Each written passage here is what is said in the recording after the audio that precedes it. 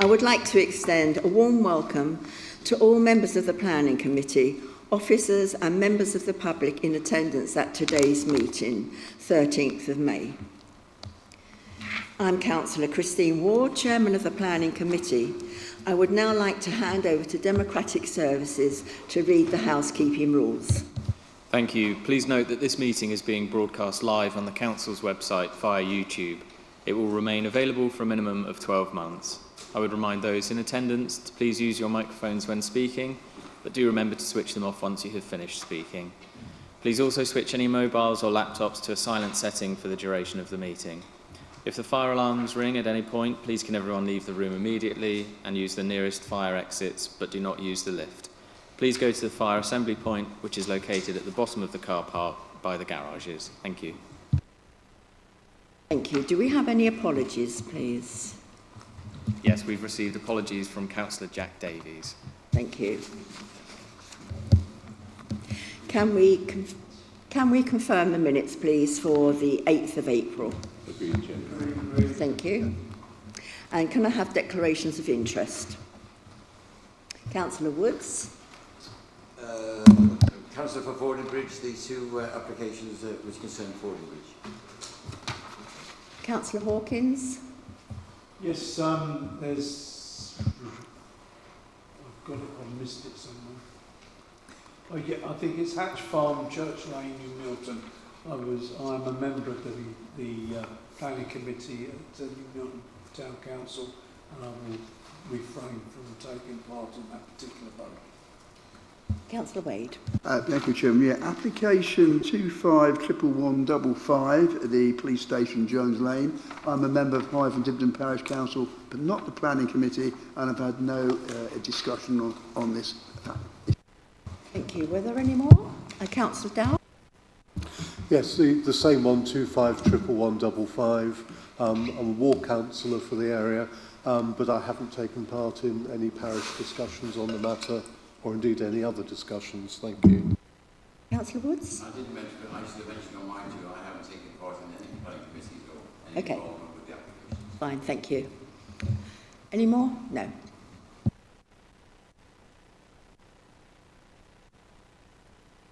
We will now go to the first application. You'll find this on page 5 of the agenda. 25/10905, reserved matters for the SS18 land west of Burgate, Salisbury Road, Burgate.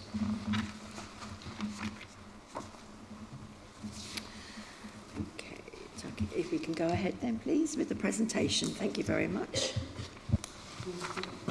Good morning, councillors.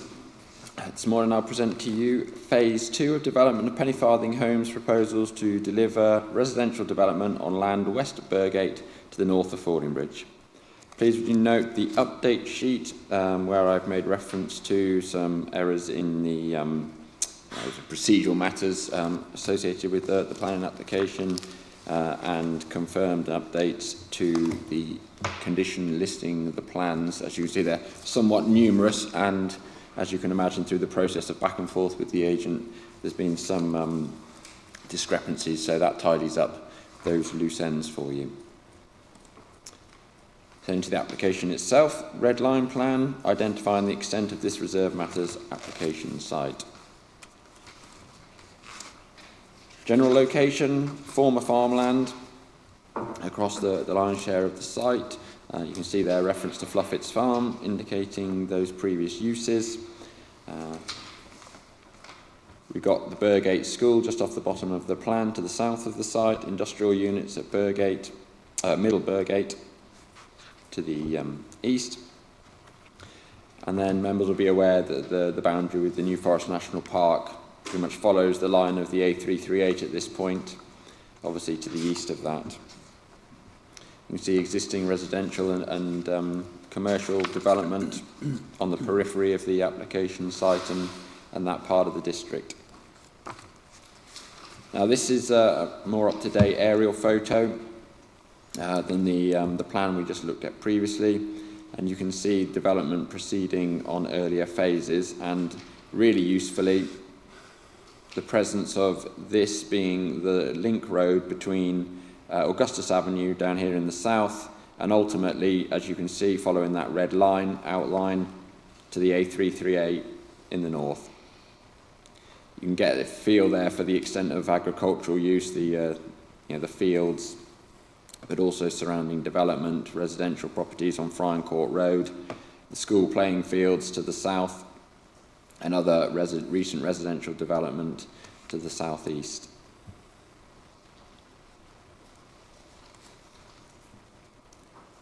So as referred to in the openings, the application site is covered by land allocated for residential-led mixed-use development by policy SS18, delivering the following principles of development.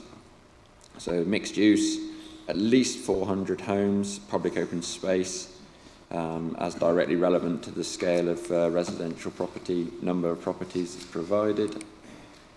Community focal point, including ground floor premises suitable for community use, local shopping facilities, and retention of existing employment and service uses, and potential additional employment provision near to the A338 subject to demand. So those are the principal aspirations of the local plan policy that development on this parcel, as identified on the plan, seeks to deliver. This application, this Reserve Matters application, is located in a central portion of the wider allocation, so that, broadly, that portion of the wider site.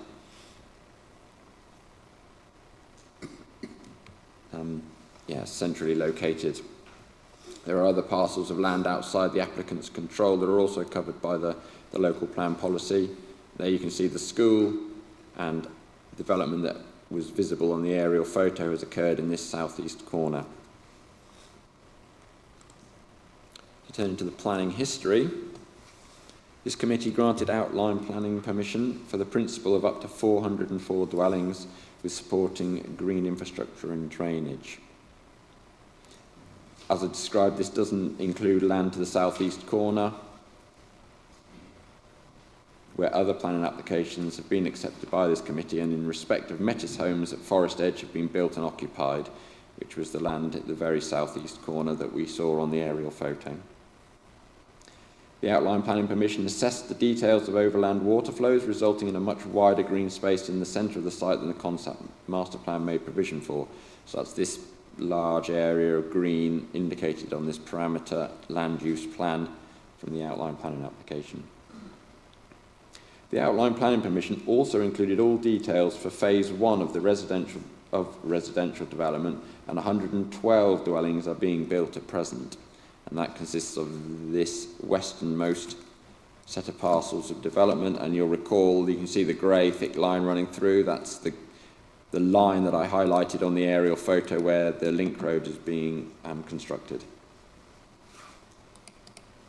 So as I described previously, this Reserve Matters application sits centrally in this location on this parameter plan that supported the outline planning permission. So there in detail is the detailed part of the outline that's under construction. The link road coming through from Augustus Avenue in the south, running through the site of the detailed proposals that accompany the outline. And these houses some are completed and occupied, others are still under construction. And large areas of this open space is being delivered and available for use already. So we're seeing evolution and delivery of the planning application and the previous planning applications on the site. As I said, some houses have been completed and occupied, and this is what we see on the ground. Relatively recent photos. This is towards the very south, where the road breaks through to Augustus Avenue in the distance. I see trees in the foreground on the link road. And then taken from the Glasshouse Studios, looking at the westernmost edge of the application site. You can see further houses that are under construction on that edge. So well progressed on that part of the wider scheme. There you can see more clearly the link road going through to these houses in the background are the houses on Augustus Avenue. that have been completed for a number of years now. And this is the link road and those same houses on the edge of the photo. And then looking in the opposite direction, the link road disappearing into the distance, and some of the open space, ANRG, under construction. You can quite clearly see paths snaking through that open space, and the slight topography there creating the area to retain water, as I described earlier, that the overland flows that needed to be contained by this development of this wider site. You can see it's well progressed in respect of delivering open space and new homes, and this application before you today is phase 2 of that application permission development of the wider site. So as I say, bringing us to phase 2 reserve matter application. This phase proposes 76 dwellings, additional ANRG, public open space and drainage infrastructure. Consists of 11 flats, 65 detached, semi-detached and terraced houses, 16 of which are affordable tenures. An additional 0.6 hectares of informal open space, 0.5 hectares of ANRG and more drainage soakaway basins. This reserve matters application provides the full details of the appearance, so the architectural design of the buildings, landscape, the layout and arrangement of soft landscape, including species to be planted, and hard surfaces, boundary enclosures, furniture and play. The layout, the arrangement of buildings, roads and open spaces, and the scale, the size and height of buildings. So those are the matters that were reserved from the outline permission that delivered the principles of development and the access to the site. And as you'll see from the description of development, as I say, highlighted on the update sheet, a long list of conditions that are sought to be discharged that relate to details that need to be submitted to support technical aspects of this proposal. Site photos for the actual site itself.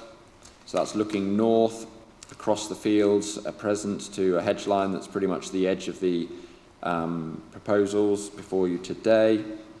You can see the curb edge there, the sweeping curve of the link road.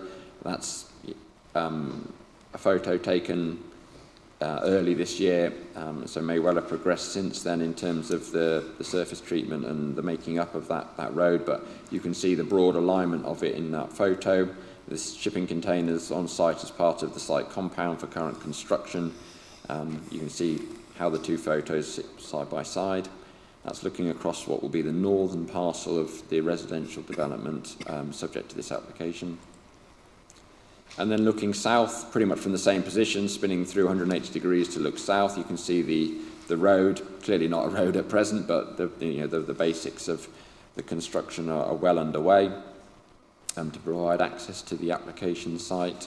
House off-site, you can see the fence line defining the edge of the application site and the outline, the site subject to the outline permission. Hedge line, tree line along the public right-of-way that's to the south of the site, which you can see on the very right-hand side of the second photo. You see the fence line, the Harris fencing, providing security and safety to the application site.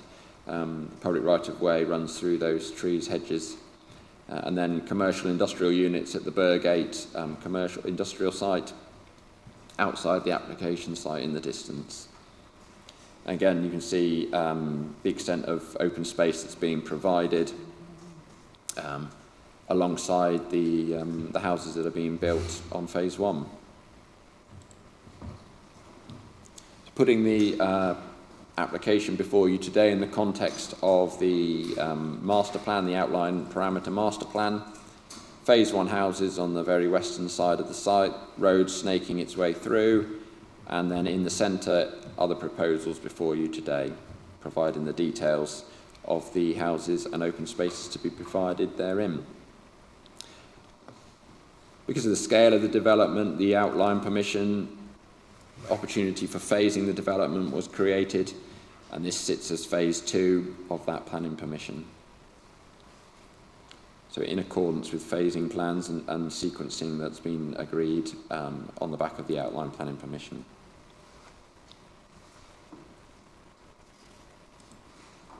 So turning to the detailed matters that are before us today, The layout, 2 distinct parcels either side of the link road, so a north parcel and a south parcel, as I described there briefly looking at those photos, with the link road snaking through the centre.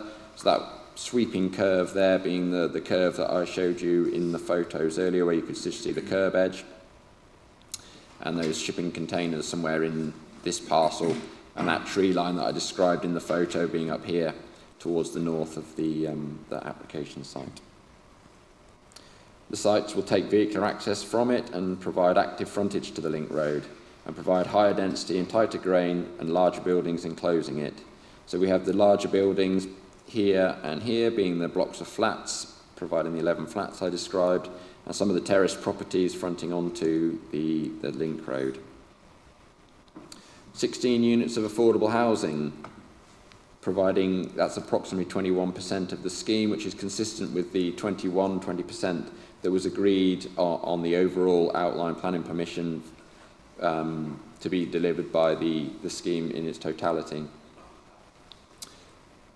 The colour-coded asterisks on these buildings highlighting those that are provided for the different tenures. So that's affordable rent, shared ownership, and some first homes. So 2 of the negative design features highlighted in the report, the impact on garages enclosing rear gardens. So we look at these 2 snapshots. See, like, for example, plot 5 there with garages very much enclosing the gardens and the building, the property itself. And in a similar fashion, plot 71, 72 to some extent, where they've got garage enclosing on multiple sides from other properties.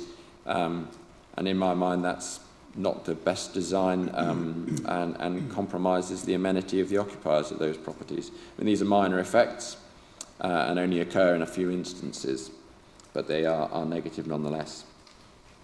Further concern being the austere parking court, largely enclosed by rear gardens with minimal interaction with surrounding properties or landscape setting.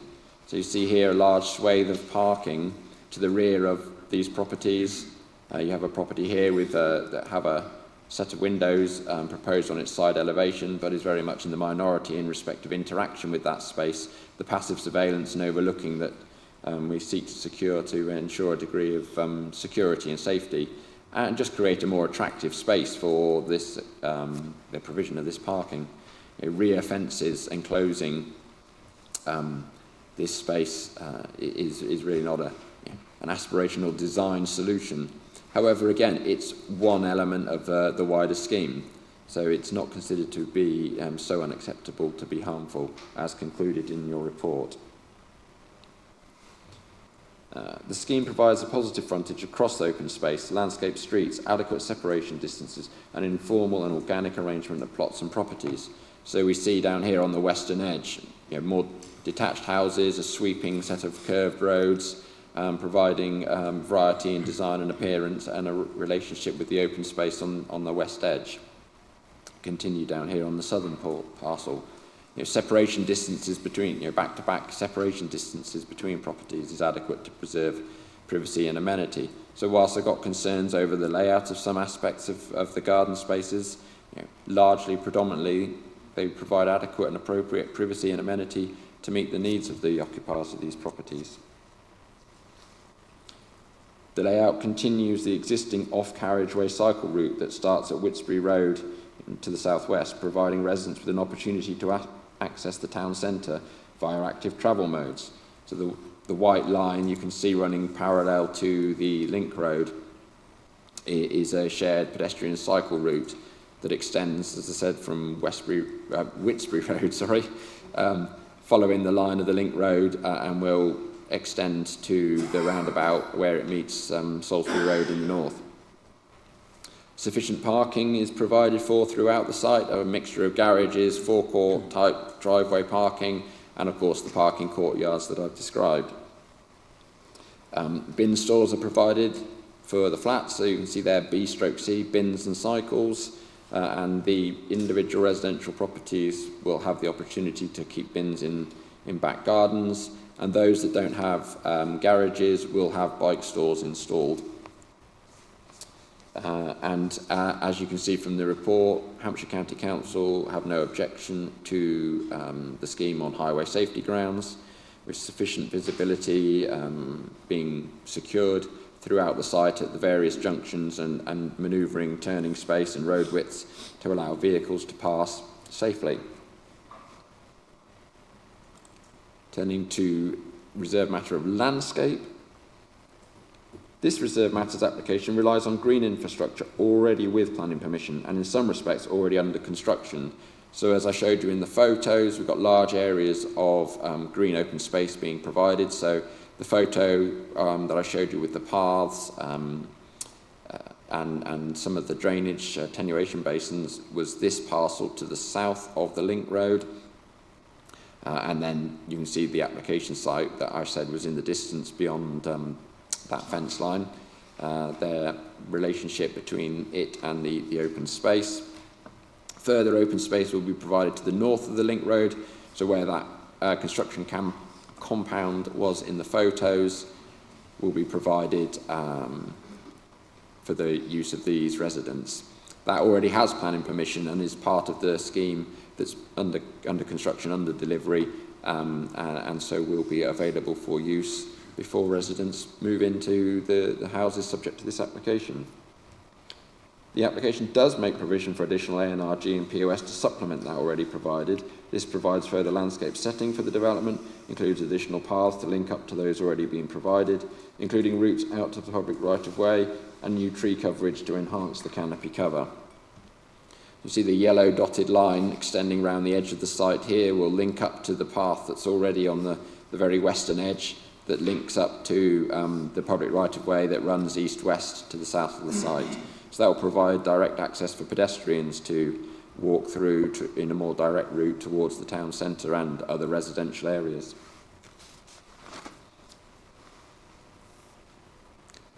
The environmental design team have objected to the lack of trees along the link road for this section of its route. So that's through here.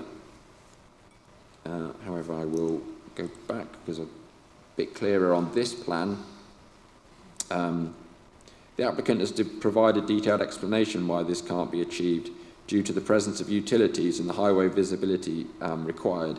So cars travelling in a, what would it be, easterly, northeasterly direction are required to have a degree of visibility across the front of the buildings and across the curve to be able to see anything coming the opposite direction. As such, the addition of trees would compromise that, and so has not been provided for. And there will be utilities underground through this section of the, following the roadside through this section. So there is not the opportunity to plant trees. However, as you can see from this coloured plan, there is still opportunity for landscape along the edge of the road, and trees are provided for to the west and to the north.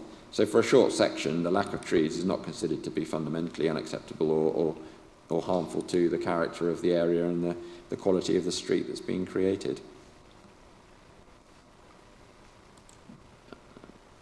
Moving on to play as part of the landscape. The parameter plans supporting the outline planning permission secured the principle of 2 equipped local play areas for play. Shown on the parameter plan supporting the outline, these yellow blobs are areas considered appropriate for equipped areas for play. Now we're dealing with the application or this parcel of development in the centre, so it's some distance from those 2 play areas. Now this play area will be provided as part of delivering this phase of development, but it's only just big enough to meet the needs of the residents of this parcel. So it wouldn't comply with local plan policy CS7 if it were to, if the children and the residents of this application, these houses, were expected to rely on that solely. The applicant has made provision for a small area of landscape, a playful landscape, which, as you can see, involves this range of facilities, equipment, features, which officers aren't satisfied is sufficient and makes provision for ultimately the needs of the residents of this parcel we're dealing with today. Now, ultimately, we expect that this larger play area will come forward and will provide more play opportunities, and The scheme that's under consideration on land at this point also includes a play area that these residents will have access to. But for the purposes of this application, it's considered there is a lack of play provision within it, which, as you can see from the report, also weighs against the scheme. This will provide some facility, but it really isn't considered to be sufficient to accord with the policy requirements.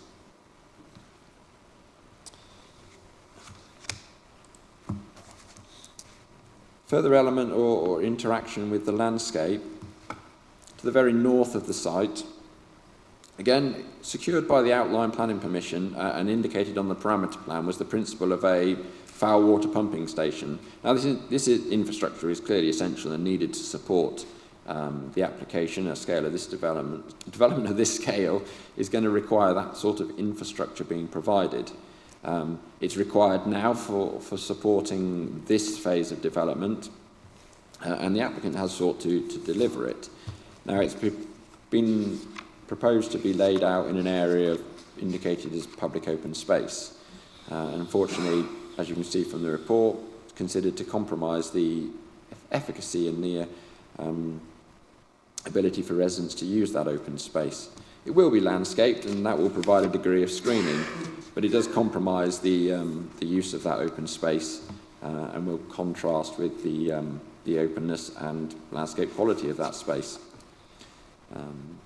Furthermore, the route to access it through the residential area is not considered ideal, and so that is also one of the matters that's highlighted in the report to weigh against the scheme. But ultimately, the applicant has sought to address that by adding additional landscaping, but also setting out technical reasons why A, it needs to be in that location, and B, it can't be accessed via the main road or placed in a position that wouldn't compromise that open space to the degree that it does.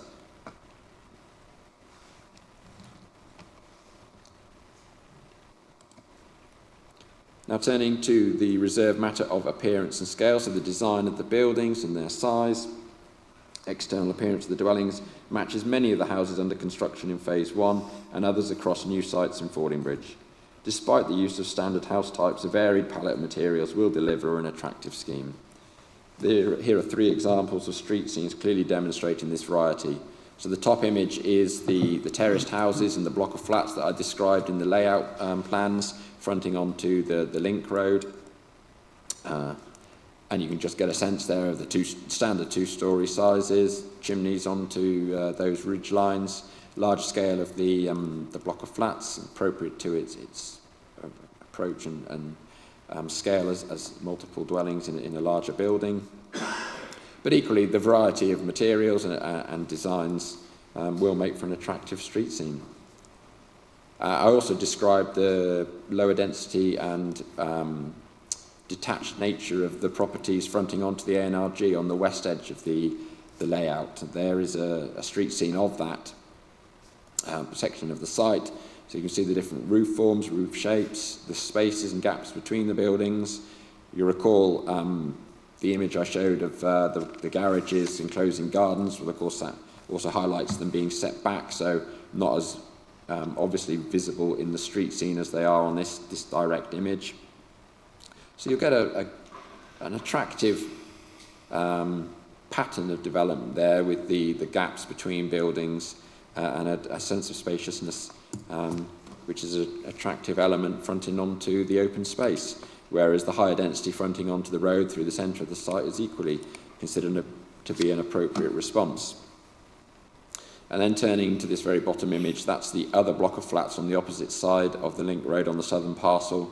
Again, slightly higher density and more intense form, but appropriate to its location alongside the main road and the scale of development for a block of flats.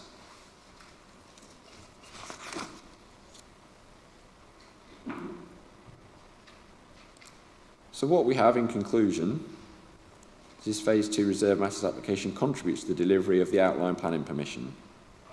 Fits within the parameters and the confines of the expectations of those parameters, the scale, the density that was controlled, managed through that outline planning application. It does, of course, have environmental benefits of delivering development in the built-up area of Fordingbridge with extensive landscape open areas, the social benefits of new housing in a range of sizes and tenures and the affordable housing that I described, economic benefits of employment during construction and footfall and spend in Fordingbridge town centre. I've described a number of impacts there identified throughout the presentation. They're considered to be minor, and even cumulatively they do not outweigh the benefits or general conformity with the adopted development plan. You'll be familiar with us talking about Section 106 obligations, money being secured towards various, mitigating various impacts. Now, they've all been secured through the outline planning permission and the delivery of the open spaces and improvements to infrastructure that come from that are already being seen on the ground. This Reserve Matters application is supported by such information to satisfy the requirements of the listed conditions of the outline planning permission. So those are many of the technical details that are required from the outline to demonstrate that further Reserve Matters applications are acceptable on those technical issues, each one in turn. So the recommendation is to approve Reserve Matters of the appearance, the landscape, the layout and the scale of the outline planning permission and discharge those conditions as set out in the report. Thank you.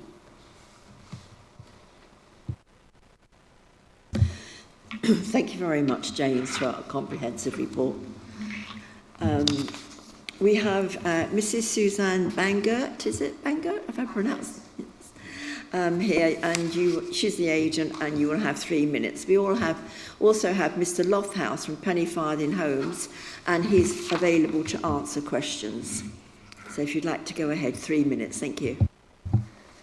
Thank you, Chair. Members, Penny Farthing Homes welcomes the officer recommendation for approval of this second phase of residential development forming part of the SS18 site, which is on the screen before you.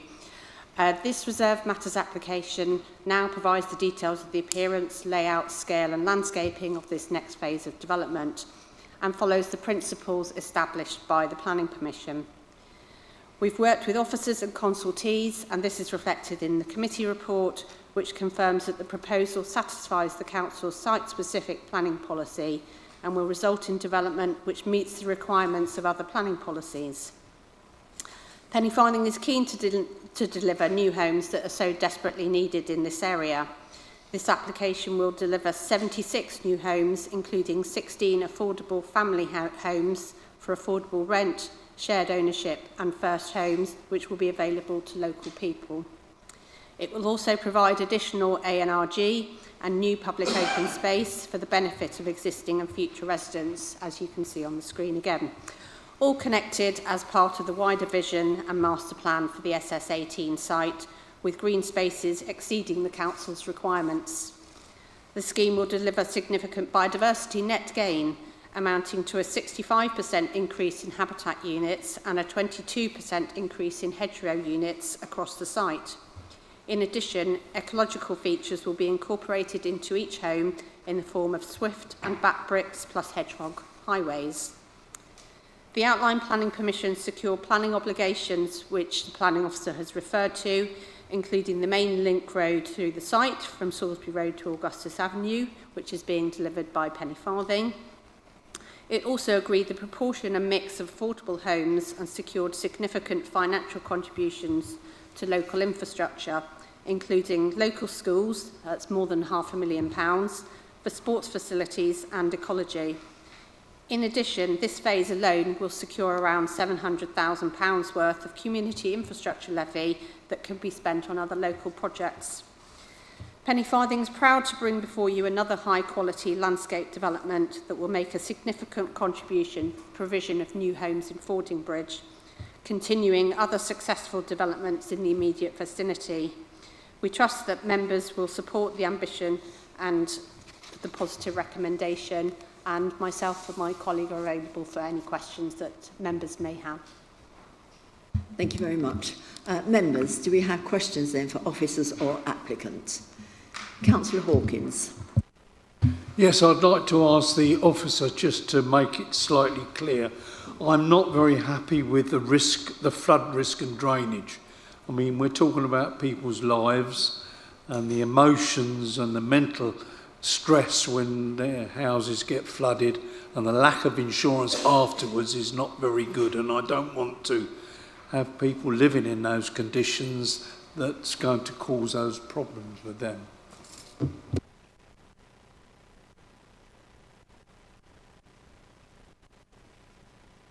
To the officer. The outline, planning permission and this reserve matters have a clean bill of health from the EA and Hampshire County Council drainage engineers. The site will be elevated, raised out of the ground, higher than it currently is, to protect against the water runoff and the flooding that is known to occur across the fields. And that large swathe of land, the green area in the centre between phase 1 and 2, as you can see on the screen at the moment, is all designed to store and capture that surface water runoff, overland flows, to try and limit the effect that it currently would have, or previously would have had, across the land to the south. That was, you know, an issue for the outline consent and the requirement of the policy. So these houses will be protected from the risk of flooding, and sufficient capacity has been designed into the drainage that's proposed as part of this scheme. Thank you. Councillor Woods. Thank you for that clarification. My question was very similar. Why is it? I see from the plan that they're proposing 2 foul water pumping stations. Isn't that unusual for the number of houses that are here? Usually, not many developments have foul pumping stations. It's strange that we've got 2 proposed. And is that an indication of the flood risk? No, I think it's an indication of perhaps the lack of facility or infrastructure in that area, in that part of the district and part of the town at present to support this scale of development. And it's just part of the essential infrastructure required to serve a scheme like this. It was included, as features or pieces of infrastructure were accommodated by the outline planning permission with the details of their precise location and size to be agreed as part of subsequent reserve matters applications, and that's what we have before us. The first pumping station has been put in place and I assume is now operational as people are living there, and this one will obviously follow suit to support this phase of development and future phases. And how reliable are they? Because I've read that sometimes these foul pumping stations do have problems with ongoing reliability. Like any piece of infrastructure, it's going to require maintenance, and that's down to the operator, the statutory undertaker, to undertake the appropriate maintenance and ensure they are fit for purpose. Thanks for that. My second question is, in the past we've heard that there's been a delay on the link road. Has that been sorted out now and it's on plan to be finished? I've not been involved in it so closely to appreciate when was the grand opening day supposed to be and when is it now going to be, but as you could see from the photos, it's clearly under construction and has been connected to Augustus Avenue to serve the existing residents, and the planning permissions allow for a degree of occupation to occur before the complete link road is completed. Now, it's in Penny Farthing's hands to obviously continue construction and avoid breaching any of those restrictions and those controls. But I do believe it's an ongoing negotiation discussion about technical works between Penny Farthing and Hampshire County Council as the highway authority. But they continue to progress with delivering as much as they can, as quickly as they can. Thank you. Mr. Lofthouse, can you add anything to that? I can. It's certainly our intention to continue progress on the link road. There is a delay caused by Hampshire County Council in terms of us being able to deliver the roundabout. Those negotiations are ongoing, but the legal agreement that we have for the outline planning permission does allow for phase 1 of the development to be occupied before that link is actually finalised. But we're working hard with Hampshire County Council to secure that through route. So does that mean phase 2 won't be proceeded with until the link road's finished then? There is a legal obligation in the outline planning permission that limits the amount of homes which can be occupied until that link road has been created. That would have been before phase 2 is occupied. Thank you. Councillor Wade. Thank you, Chairman. Well, I want to go back to drainage. Actually, you've given quite a good report and a good response on that. But notice that this is, shall we say, it's subject to fluvial and it's quite a wet area, and they're using soakaways, which adds to the overall wetness of the base around. I know that all the flood agencies are happy with the flood plan, but is it, and because of the nature of the land, is it future-proof for climate change? Or is it just happy with the current situation for flooding? Because of the dampness of the area, that will have a build-up over time to make it worse? Yeah, climate change is very much part and parcel of the assessments that the drainage engineers, experts are required to undertake. You've heard me answer the question before about building in that capacity for future climate change storms occurring in the future as climate change apparently gets worse based on the science that's before us at present.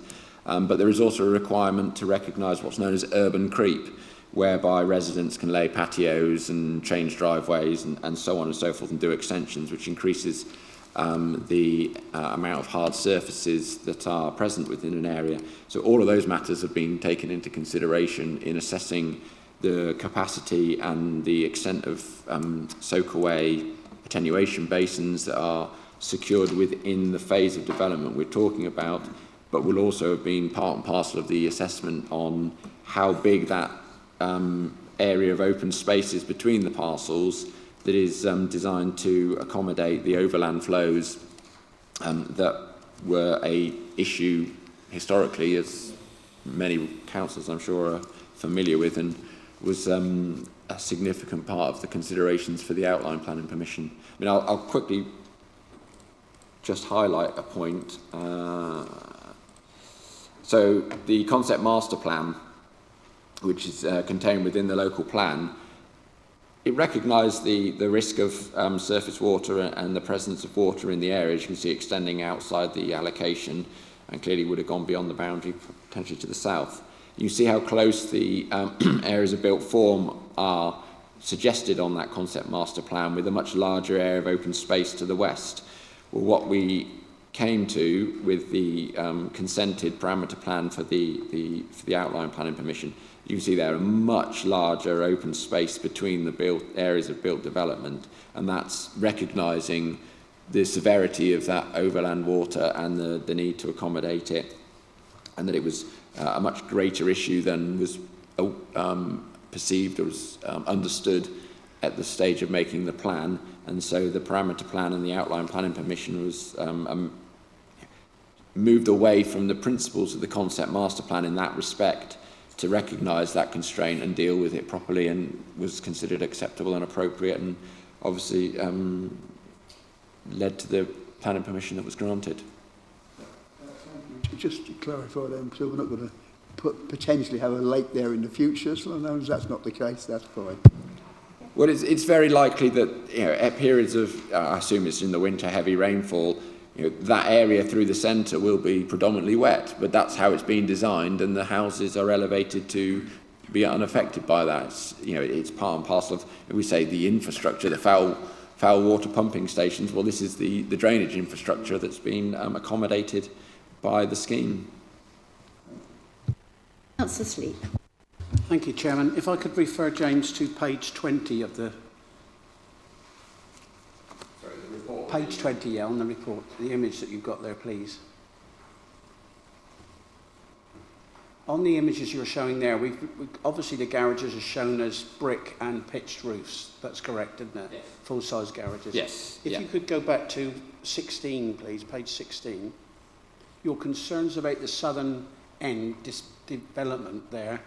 It's obvious with the east-west configuration that all those gardens are going to be overshadowed by the garages that are set back. So it does seem rather strange to me. In this configuration, we're looking at brick estates and pitched roof garages, whereas a lot of the developments we've seen have been bar style and they're open facility. Are we in a position to have you got any? Can you have any control about the actual way that's laid out? I mean, you present it and you're concerned about it. It was a matter that I raised with the excuse me, a matter that I raised with the applicant relatively early in the evolution of this scheme, the life of this planning application. They've made some amendments, but this is as much as they were willing to do, hence why it remained a concern for me. But as I said in the presentation, it occurs in only a few of the arrangements, a few plots, and I've picked on the worst ones, of course, to highlight the point before you today. But there are many instances where there is no concern, and it's not a problem from the scheme, but needed to highlight it as it's identified in the report and give me the opportunity to explain what I was getting on to before you today. So, yes, there are areas where that is a concern. Could there have been other design solutions? Well, I tried to negotiate on that point, but ultimately the recommendation sets out why it's not completely unacceptable for the wider scheme in its totality. Okay, thank you. And if I may, one more. We obviously always look at the parish and town council's comments, and in this concern, they are obviously concerned about the road link. But obviously, Mr. Loftus has just qualified. That's not something in our remit anyway. It's going to happen. People's concerns about roundabouts and things don't actually involve this planning, do they? No, this application is solely focused on the reserve matters that I've described for you in detail.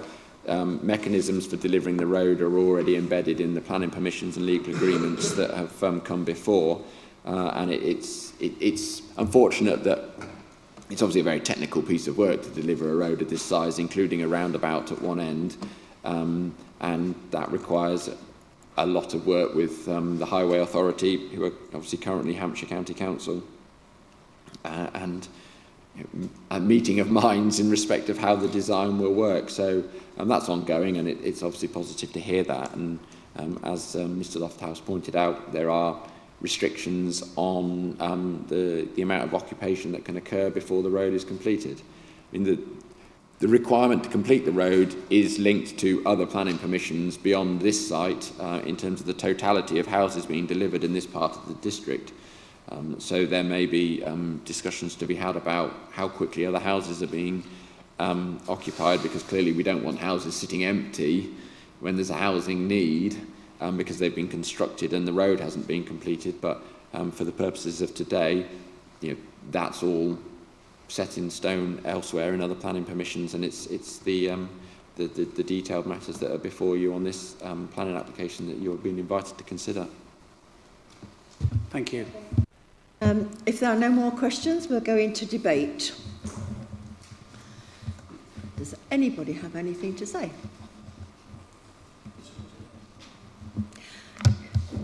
Does that mean you're all very happy with what you have in front of you? Then perhaps you'd like to... Councillor Woods. I'm still a little bit concerned about the flood risk and the fact that the properties are being raised up, and I just hope that the projections are correct and that we won't get any very bad winters which will get more rainfall than we think we're going to get. So it is a concern as far as I'm concerned.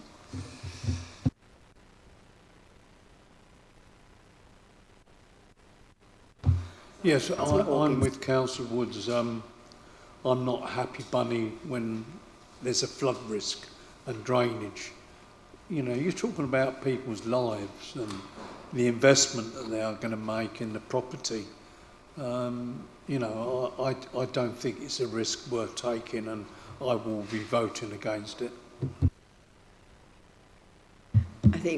I think we've been over this argument many times, Councillor Hawkins. Nobody in this room are going to take risks that are going to involve people's lives.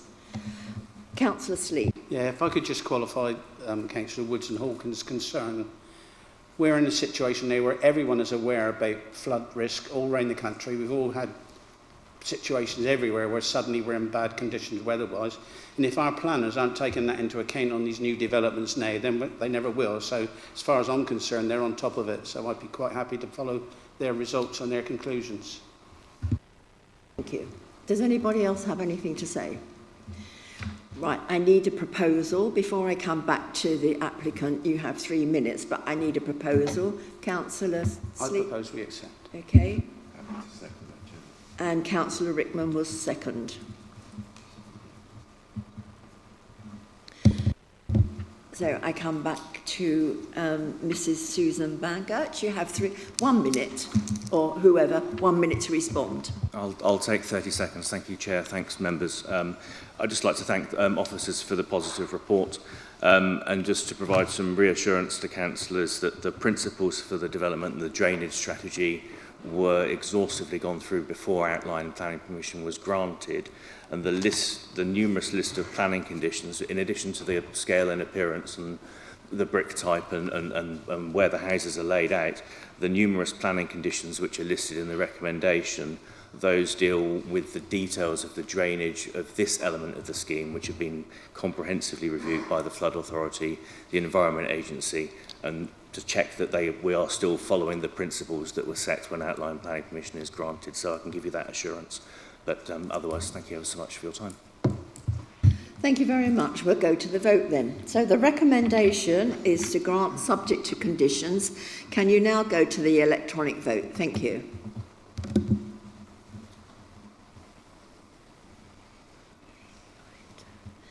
Are there 10 of us? Okay. That has been granted. Thank you very much.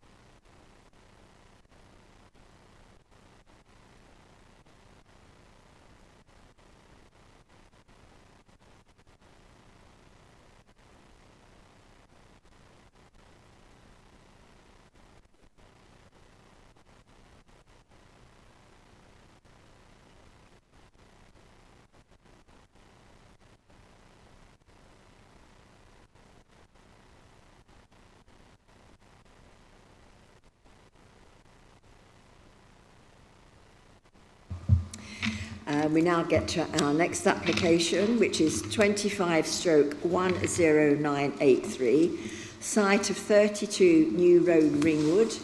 You'll find this on page 47 of the agenda, and we have Mr. Philip Day here as a speaker for Ringwood Town Council.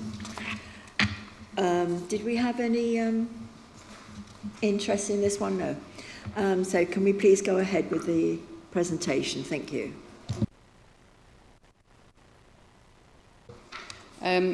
First of all, there is an update for this particular application, which you'll have seen on your update sheet. In response to the agent seeing the conditions, they have confirmed that the roof lights are going to be above the standard height and won't be able to be looked out of. So we are recommending a change to the wording of that condition. The wording would therefore be the first floor roof lights serving the bedroom and ensuite bathroom on the northern elevation of the approved house 1 shall be fitted with obscure glazing and be of non-opening design unless the lower sill of the window is positioned at a height no lower than 1.8 metres above the internal finished floor level. In addition to this, there is a slight discrepancy on the submitted plans, which I can point out during the presentation. There is a cross-section within the design and access statement that demonstrates that the roof lights will be above head height. But on the floor plans, there is a line showing that some of the roof lights will be below 1.8 metres. So whilst should members be minded to go along with the recommendation today, we will have to seek a legal agreement in any case, and during that time we hopefully will be able to seek an amended plan to clarify and get the correct annotations on the plans.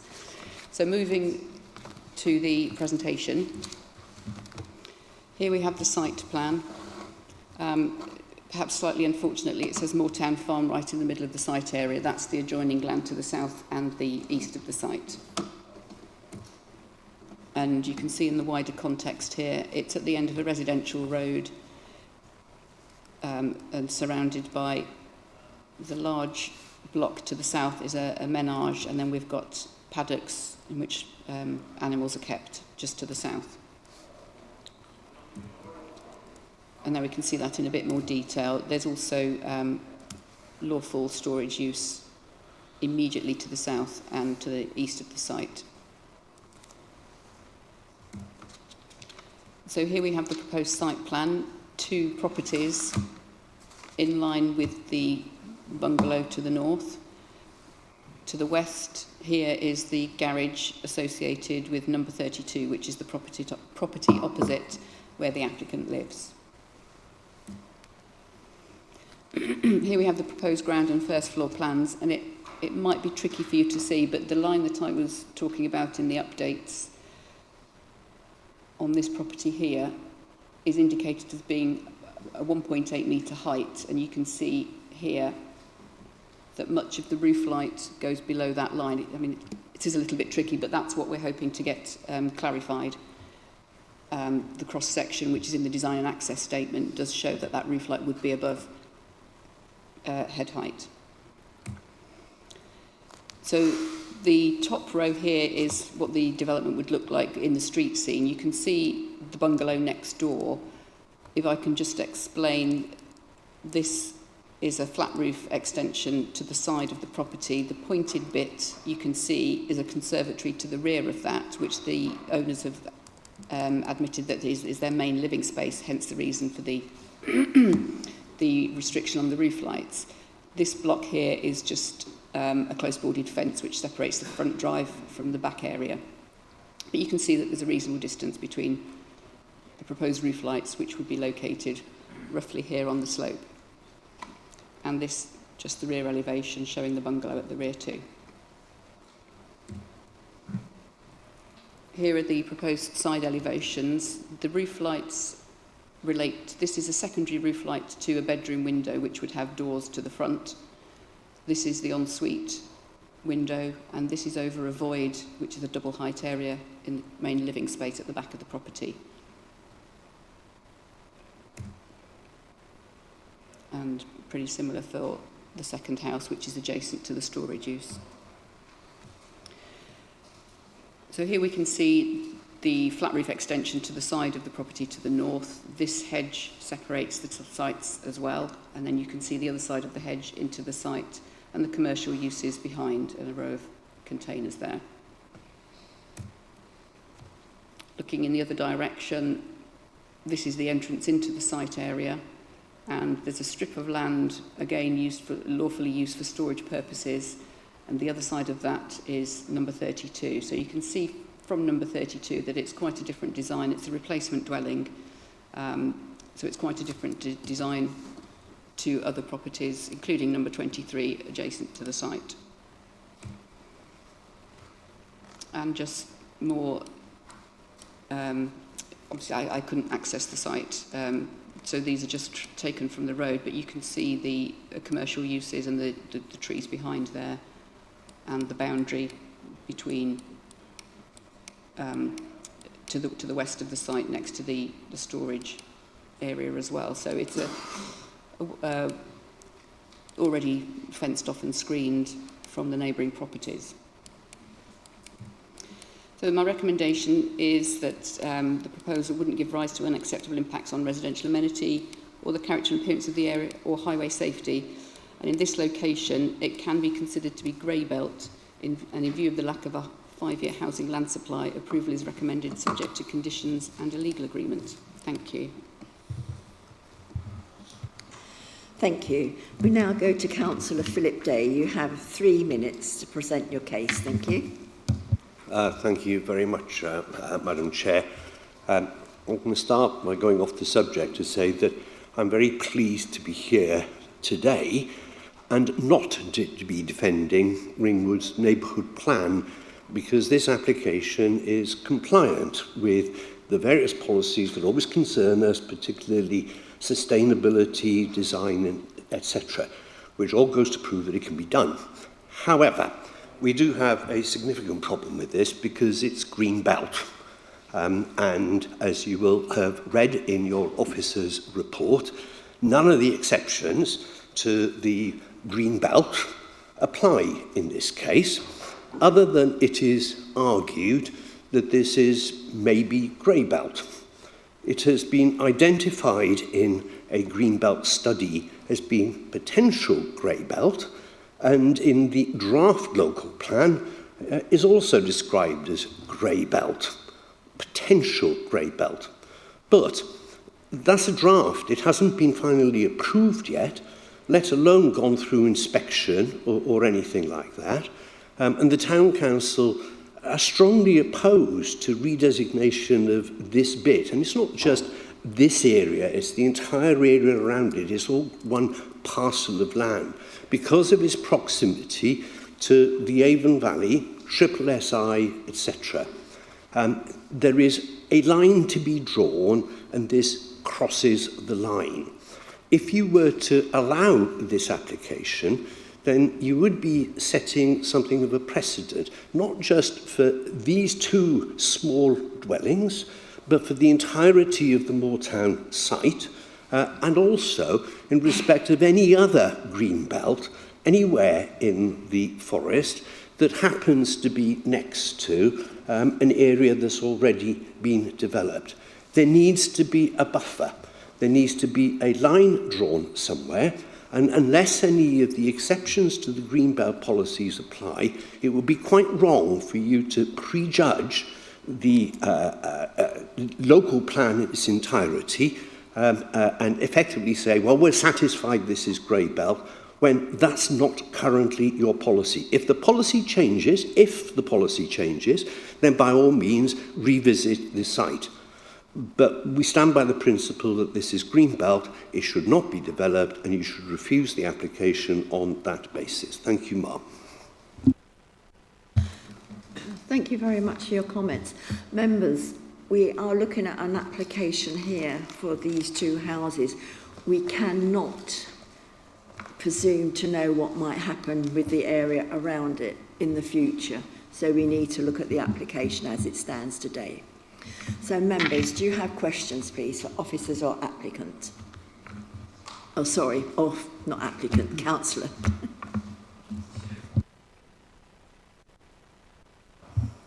I have a question for the officer. I mean, disregarding whether or not it will be classified as grey belt, would it not be the case, perhaps, you might argue that this particular plot doesn't contribute to the openness of the green belt, and because of our situation with the 5-year land supply, therefore that might be acceptable. Would that be your reasoning? Or are you relying on the fact that it's potential grey belt to make your recommendation?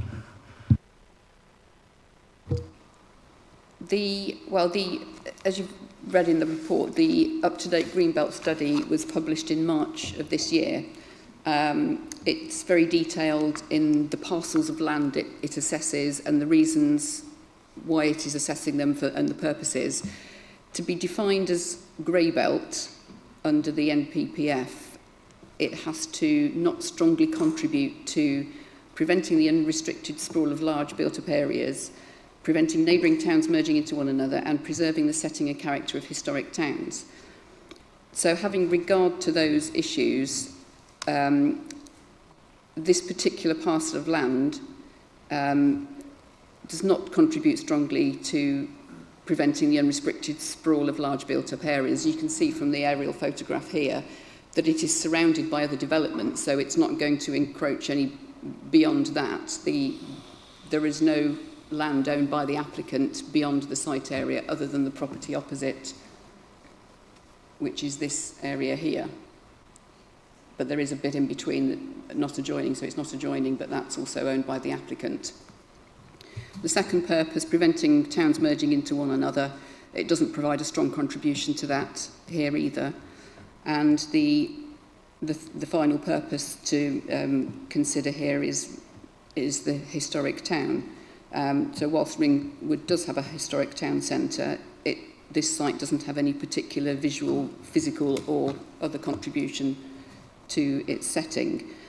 And on that basis, that's why this site has been considered to be potential to be considered as grey belt. And on that basis, given the 5-year housing land supply being quite low at this point, this is an ideal opportunity to provide 2 dwellings. Could I just come back on that? Because the point made was that it's only been identified as potential grey belt in a local plan which is not even being produced in draft form yet. So how can, if you're relying on the fact that it's grey belt, then how can that be a reason for recommending approval?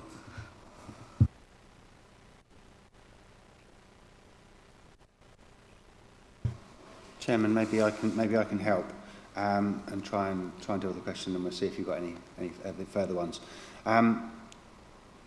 The deputation from the Town Council mentioned specifically it was contrary to policy, your policy. Now, your policy ENB2, which looks at the South West Hampshire Greenbelt, says that development proposals in the Greenbelt will be determined in accordance with national planning policy, so it defers over to the NPPF.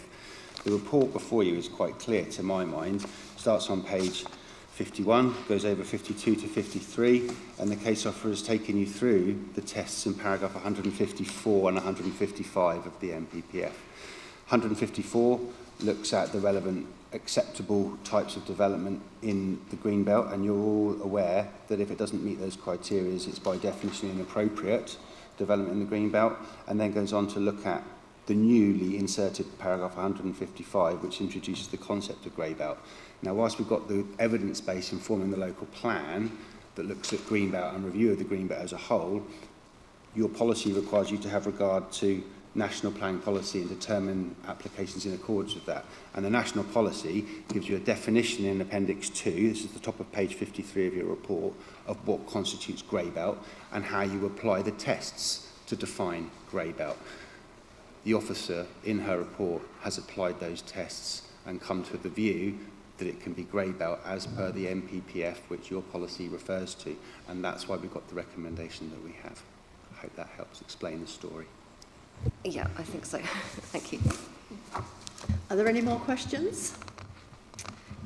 Councillor Sleep? Just one, sorry, Chair. Could I just ask the officer, the area that's due south of this plot, can you explain what that is again? That whole white area with is that a container? It's a menage for horses. We've got, just here we've got a couple of blocks of stabling associated with the menage, and then these paddocks are where the horses graze. Okay, but along the street line there, is that containers? There's a whole row of containers along that line? There's a row of containers here which are subject of other applications at the moment. They're not in the same ownership as this site. There is a smaller collection of containers immediately adjacent to the boundary and this yard area here, which have a lawful storage use. There's a building here, which I understand has a lawful use for car repairs. And then we're surrounded by residential properties to the north. Okay, thank you.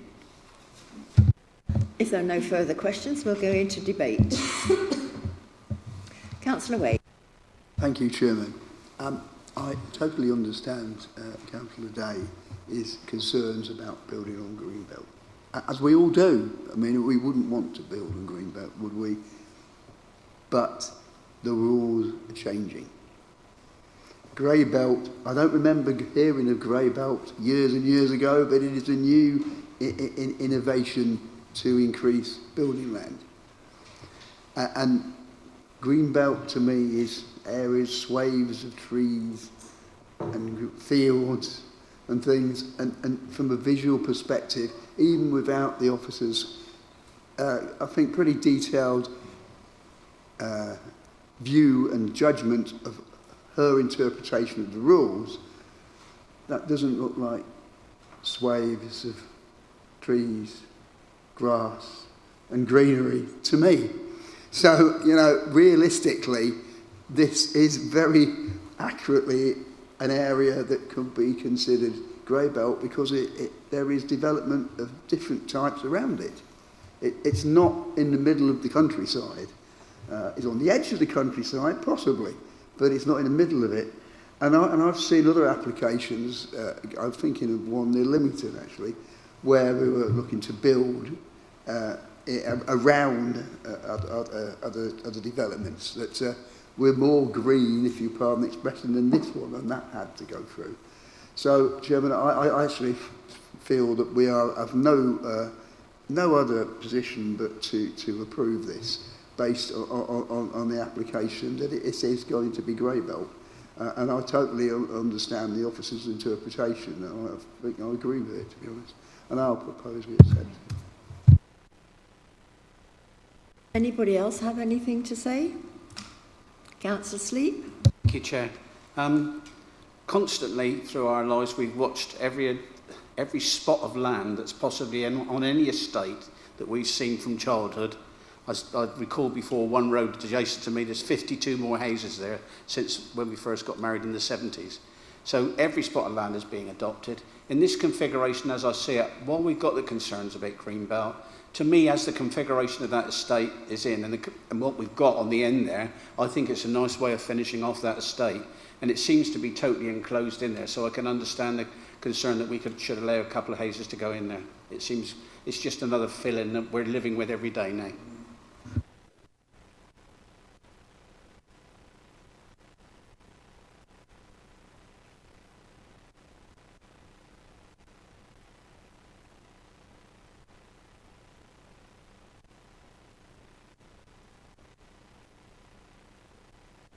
Sorry, I didn't have my mic on then. Councillor Riley is seconding that.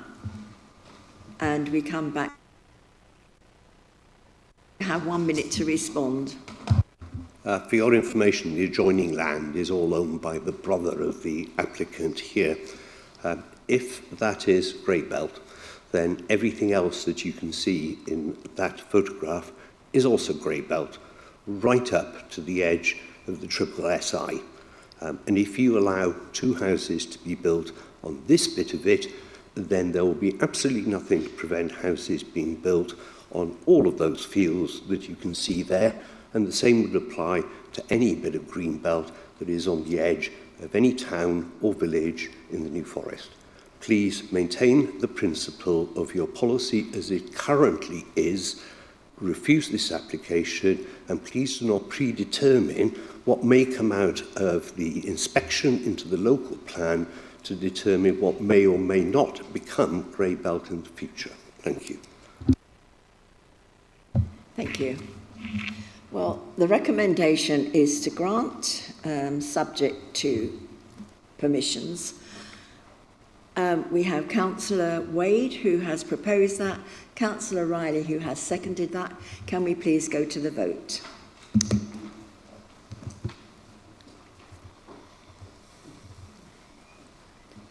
That has been granted. Thank you all very much.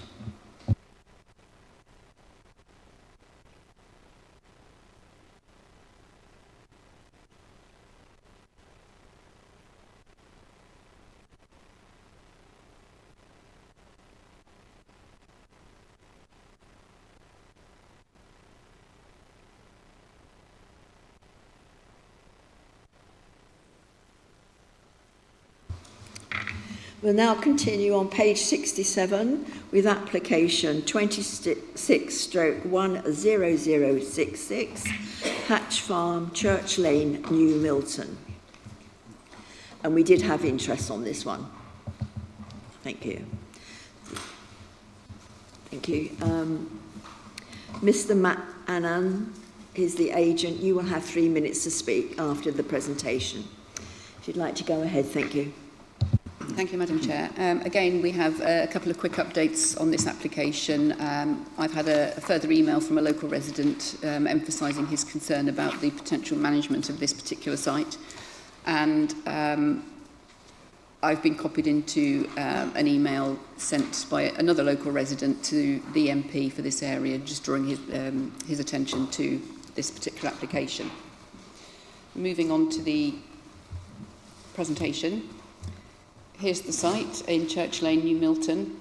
You can see it's quite a small site with a large building in it. Now we can see it in a bit more context. You've got St Mary's Church opposite, which is a Grade 1 listed building. You've got residential estate to the north, and immediately surrounding the site you've got commercial uses. Those you can see in a bit more detail here. Buildings to the north of the site, I think, are in use by Travis Perkins, who operate from the yard to the rear of the site to the east here. There's a large building immediately adjoining the site to the south, which is part of a plumbing depot that fronts Christchurch Road with its car park area there. The site is also within a conservation area, which includes the church and churchyard opposite. So here we have the proposed block plan bin and cycle stores. There's not a lot of change happening externally. To the south of the building is a proposed cycle store going in up against the wall of the Plumbers Merchants. To the other side, we have a bin store being located in the far corner of the property, away from the road. So here we have the existing and proposed floor plans. The building is currently laid out as a ground floor and a first floor flat. And there are just internal alterations which would change the accommodation into 9 bed sits, if you like. The majority of them are literally just a bedroom with an ensuite. Some of them have small kitchen areas. For example, the upper floor at the back has got a small kitchen area here. There's another kitchen area to the northern upstairs property as well. But mainly there's a communal kitchen at ground floor level here. So the proposed elevations, as per the existing elevations, there are no external alterations. With it being in a conservation area, the majority of the existing windows are timber sliding sashes. There's a few casement windows and there's the odd UPVC, but the building maintains most of its original timber windows at the moment. And there aren't many photographs because access to the site is very limited given the size of the site, but here you can see the southern elevation, which faces the Plumbers Merchant, and the northern elevation. The fence here is due to be removed and the bin store will be in the back corner of that location. This is the area to the south and shows the area where the proposed cycle store would be located up against the wall of the Plumbers Merchant. So the proposal makes good use of a limited site, providing small units of accommodation at a time when the council does not have a 5-year housing land supply. There are no significant impacts on residential amenity or to the character and appearance of the conservation area, and approval is therefore recommended. Thank you. Thank you. Mr. Matt Allen, you have 3 minutes. Thank you. Chair. Hello, members. The application has been recommended for approval by your planning officer, who concludes that the proposal is acceptable in principle, would preserve the character and appearance of the conservation area, and would not harm residential amenity or highway safety. I'm just going to go through these points. So, firstly, in terms of the principle, site lies within a built-up area of New Milton, where policy STR4 confirms residential development is appropriate. Policy STR5 recognises smaller developments such as this can help meet low-cost housing needs for local people. In addition, policy NM2 of the New Milton Neighbourhood Plan supports housing choices for younger people and first-time renters, with the Neighbourhood Plan itself recognising the importance of retaining younger people within the town. The Council cannot currently demonstrate a 5-year housing land supply, therefore paragraph 11D of the NPPS is engaged and significant weight should be given to proposals that make effective use of land. and provide additional housing sustainable locations. The site is unquestionably sustainable. It's within walking and cycling distances of the town centre, railway stations, shops, services, leisure facilities and bus routes. Future occupiers will not be heavily reliant on private car. Members should also give weight to the fallback position that, under permitted development rights, each existing flat could lawfully be converted into a small HMO without the need for planning permission. Therefore, the principle of HMO accommodation on this site should be accepted. Secondly, in terms of character and appearance of the area, as you've heard, there are no external alterations to the proposed building itself. The scheme simply seeks to reuse an existing building in a more efficient way. The proposed cycle and bin stores are modest and well designed. The officer concludes that neither structure would be visually intrusive or harmful to the street scene and thus would preserve the character and appearance of the area.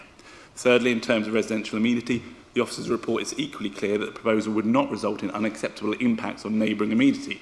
The site has no adjoining residential neighbours and it's already in residential use. The accommodation itself provides good standard living conditions for future occupiers. The bedrooms are well laid out, have ensuite facilities, and there is substantial communal kitchen living areas at ground floor. And residents would have access to the outside space as well as nearby open spaces, including Chalkham Green and Fawcett's Field, both within a short walk. I do appreciate certain preconceptions of HMOs. However, the planning system must assess their application on evidence, not about the presumption of future occupiers.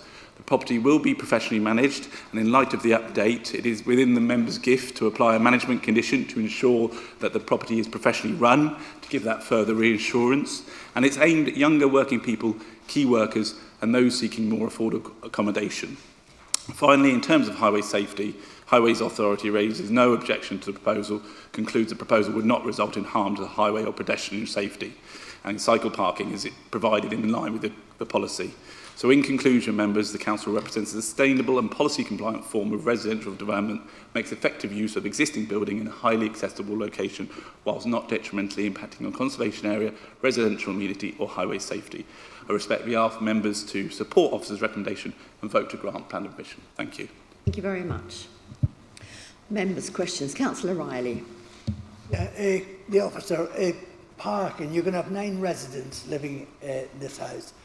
Where's the parking for it? Apologies, yes. The site, as you can see, the site has got limited capacity to accommodate parking, and at the moment there is a shortfall of parking because 2 3-bedroom flats would generate more than the single parking space that's available on site at the moment. There's also no cycle parking provision for the 2 flats at the moment. So whilst there is a shortfall in parking, this area, as I've explained in my report, this happens to be a part of the district which has got a relatively low car ownership, and as the agent has explained, it's aimed at people who are just trying to get onto the market. There's a reasonable possibility, although it's not guaranteed, that they may not be able to afford to maintain a car in any case. There is on-street parking, which I'm aware is quite overused across the road along Church Lane. You can see there's a few cars parked there at the moment. But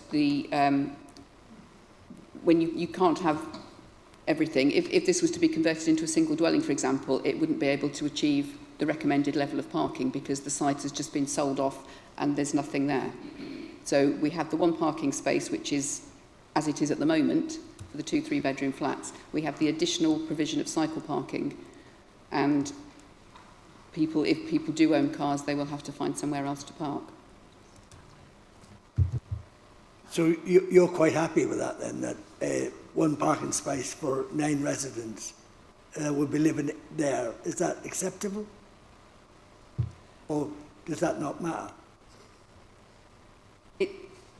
It does matter, but what I'm also saying is that the type of person likely to be moving into this property are unlikely to be those that have got access to a car. It may be wrong, and I may be making incorrect assumptions, but I think under the circumstances of this particular application, the parking provision provided is acceptable in this case. Okay, thank you. Councillor Wade. Yeah, thank you, Chairman. It's funny enough, not quick enough with the questions, because mine's about parking as well. But I noticed that in the report, it did say paragraph 112 of NPPF, and it talks about parking standards. It also talks about the need to ensure plug-in provision. Are you saying because nobody will have a car then, we don't need to provide provision for electric vehicles? Because that's doesn't... Is it essentially that's why that's not going to be looked at either? Because no one's going to drive a car, so it doesn't need to be an electric vehicle then. Because I'm just going by what it says in here. Am I reading that wrong? Sorry, can you just... I missed some of your... In the report on page 70, top of page 73, the need to ensure adequate provision of spaces for charging plug-in and ultra-low emission vehicles. That's been dismissed because we don't think there'll be cars there anyway. Well, you'll be aware that we no longer put conditions on planning applications requiring details of where the electric charging points are going because it's dealt with under separate legislation. So the fact that there may not be anything shown, and I haven't made any reference to it in the report, doesn't prevent the management company, the developer, from putting those facilities in, should they wish to. Yeah. Okay, thank you. I didn't know that. If I can come in, I do know the area well. And I do know that when people go to the church, it's impossible to park anywhere. You've got private parking on the other side of the A337. The chap's always giving fines to anybody that tries to park in there. It's an absolutely impossible situation. However, Councillor Sleep. Thank you, Chair. If I could ask the officer, on the side elevations you showed of the existing building, obviously it's got age to it. The photographs, sorry. If I could just see the photographs. That's the one. We're looking at sash cord windows there, aren't we, on that construction? When we go to this multiple occupation and new development and actually we're refabricating an old structure into new developments, what limitations do we provide to these developers to try and maintain the new standards that we expect in these? I mean, when we do our own houses, we've got all this double glazing and insulation and everything else. With sash, do they have to go back like that? I mean, or is it part of their new development that would change? Well, the current proposal doesn't involve any external alterations, including there's no changes to the windows. Whether or not the developer, should they secure permission today, wish to make a subsequent application for external alterations, which may include upgrading the windows, then we would look at that as a separate matter. I'm not aware, it's not a planning consideration in terms of the spec of the individual properties. They look a bit drafty to me. Are there any more questions? Then we're going to debate. Councillor Riley. In principle, I agree. I think it's a very, very good idea that 9 people can be housed in this house. I do agree. The only concern I've got is about the parking. And obviously, the chair has spoken about parking. I would support it in principle, but my only concern is the parking. Because, I mean, you say 9 people are going to live there. There's a possibility there could be 9 cars. But anyway, in principle, I agree. Wade. Yes, Joan, there is a multiple occupancy building in Harding Dibden. And it's down a little road, and it's awash with cars. The idea that people in multiple occupancy buildings are not going to have a car, I think, is flawed. You might get that in the centre of a big city, like London, with a tube and buses every few minutes, but this is the New Forest. And as nice as New Milton is, I wouldn't say it's got a huge amount of public transport as you would get in a large urban area. And the fact that there's no parking space and you have parking problems now really concerns me, because we are generating a problem for that area in the future by putting a multiple occupancy building. And I understand the benefits of the principle, I really do. And I understand why we might think it's a good idea, but we really are generating a problem for the future, because people there will have cars. They don't just necessarily work within cycle distance. They will need to get to work in a car, because we haven't got the public transport infrastructure in the New Forest for them to do otherwise. So they have to have a car, and they've got to put it somewhere, and then we are generating a problem because there is not sufficient parking in that area.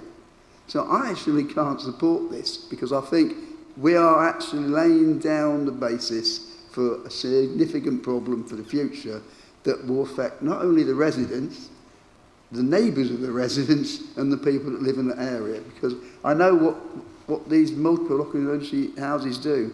You get 3 cars in a space where there's 1. So where do they do? They park in the street. They park in front of other people's properties. It's really is a difficult situation. So I'm afraid for that reason I can't support this. Right, does anybody else have anything? Councillor Sleep. Yes, thank you, Chair. And my qualification of this is we've got potentially 9 locations for youngsters to find somewhere to actually live. And in our society, we need it so much for that first step, because the housing ladder is shattered at the moment. But the actual parking is so bad in this location, I think we can actually ignore it, because I've been to that church and I've tried to park in that street, and it's a job to even get up there. I think eventually, I mean, whether the church or anyone else can protest about it, there's going to have to be double yellow lines up there, because you can't even get into a church service if you wanted to. So I think this is so bad that I think we could accept it as it is, because they're not going to be able to park there. There's no way in a million years they're going to be able to park there. So I'd rather 9 youngsters got into a accommodation than not have a chance.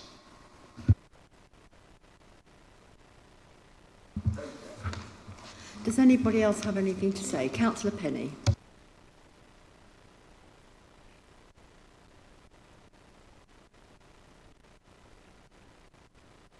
That is being converted as a business opportunity. So therefore, nobody will take up the opportunity unless they don't have a car. They won't pay the money to live there if they haven't got a car. So, you know, that's what I think will happen. Does anybody else have anything to say? Thank you. Yes, we do have to balance out the issues here, but for me, the need of this sort of accommodation is so dire and so important to some people to really change their lives. I have to balance that, so I will propose the recommendation. Do I have a second for that?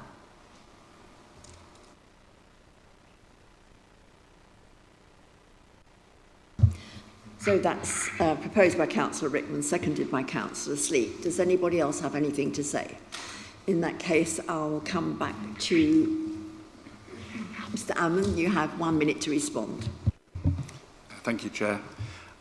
Just to reiterate on the parking element, there is already a shortfall of parking on site. This proposal is aimed at young working people, key workers. It's in a highly sustainable location with an easy walk of the town centre, train station, main train line. So I would hope the members support the recommendation. Thank you for listening. Thank you. We'll go to the vote, and we have a recommendation to grant service manager. That has been proposed by Councillor Rickman and seconded by Councillor Lee. Can we go to the vote, please?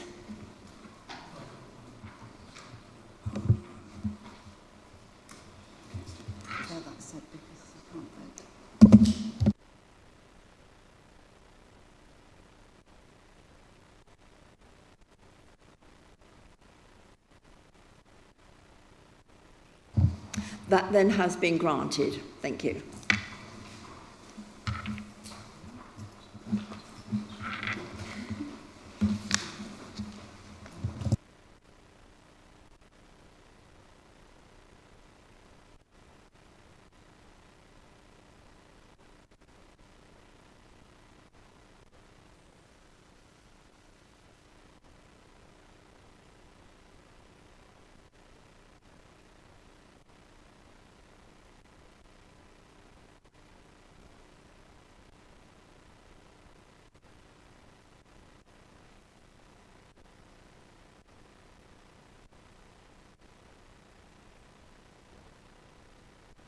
flick that on, you Yeah. can hear it's quite powerful, it'll pick me up. So So we don't need to stand or anything. it's entirely up.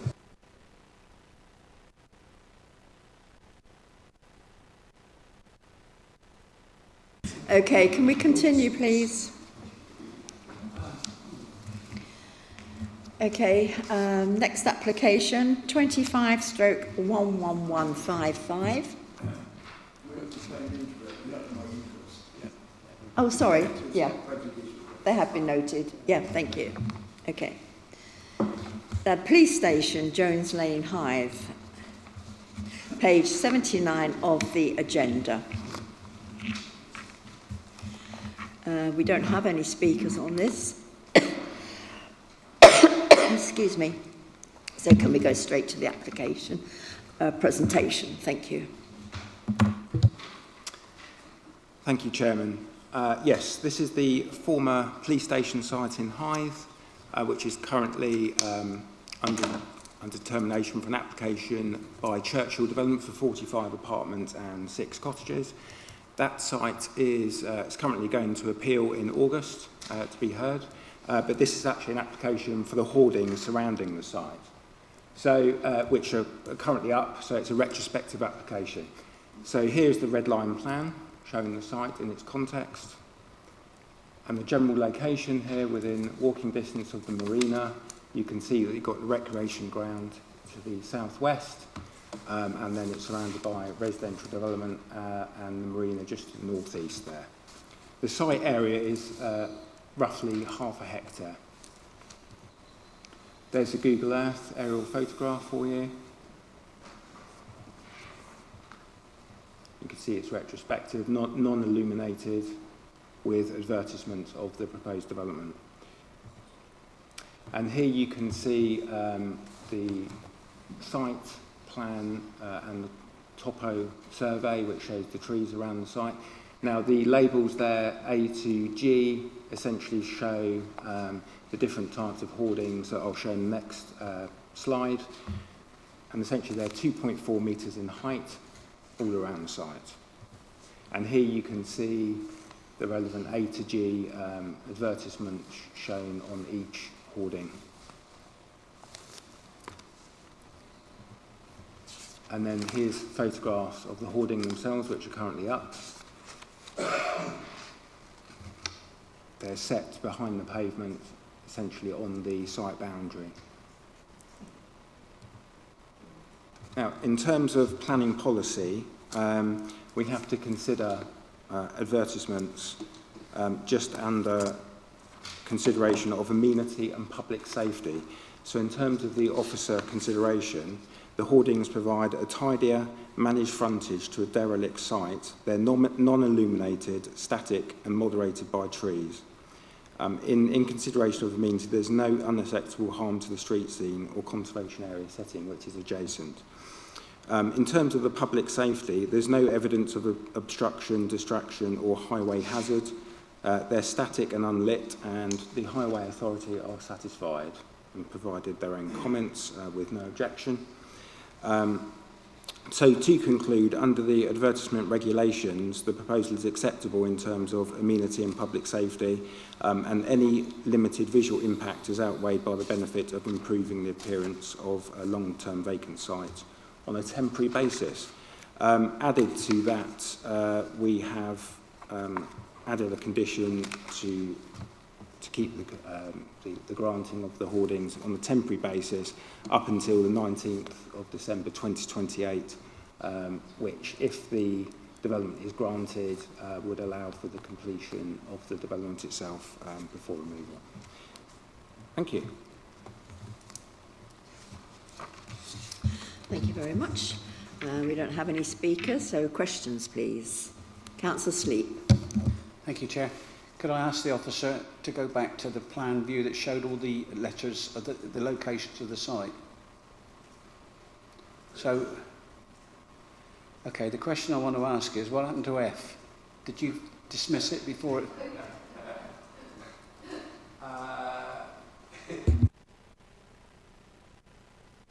Boring, so there is no F. Well spotted. Oh, so you didn't say you couldn't have it before it was on there? No, Okay, no. thank you. Is that it? Councillor Wade. I've got a question, actually. When we give planning permission for signs, do they have to be factual? All right, now let me explain this. Do we give planning permission for any old rubbish that somebody wants to put up? And I'm not saying that the signs are rubbish, but I'm trying to make a point. Do they need to be factual? I haven't seen that actually It's not as a consideration. No, it's not a planning consideration. It's just about visual appearance. The reason I ask that is because it says the apartments are for sale, but they haven't had planning permission yet. So you can't sell something you don't have permission to sell. So in actual fact, it's an inaccurate statement that we're allowing a developer to put up in our community. I mean, if we allow this, then anybody could put anything up and we would have to, within reason, give permission.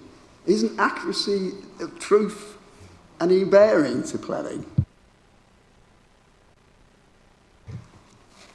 Well, it doesn't, unfortunately, that doesn't fall as a consideration under the application that I've had to assess. So I don't know if Mark's got any other.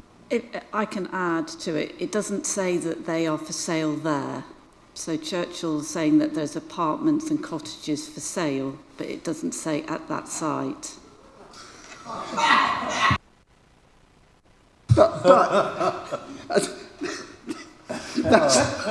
Let me just compose myself. That is an interpretation that is certainly questionable when you see it on a hoarding at a building site. And I think that in law will be at least tentative. O'Reilly and then Councillor Hawkins. We've had a number of these come before us over the years, and I can't see a problem whatsoever with it. I think the officer says in 2028, and I mean, hopefully they will be built and sold by then. Signs will come down, end of story.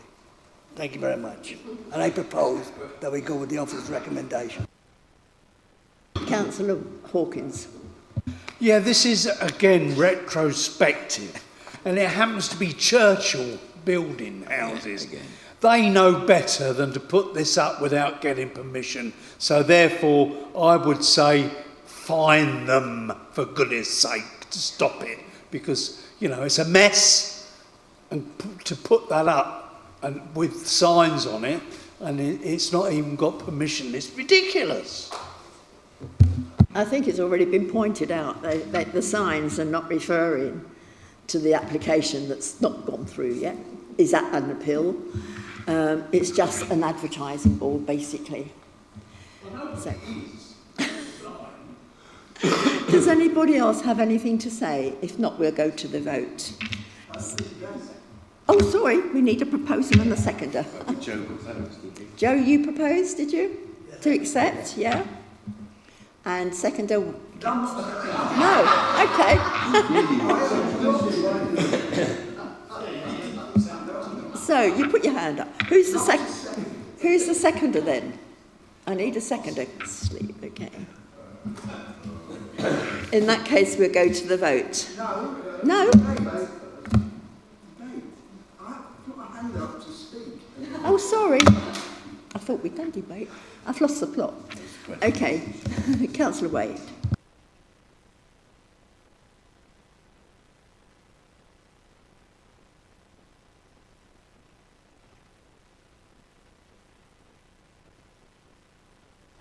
Thank you. Excellent.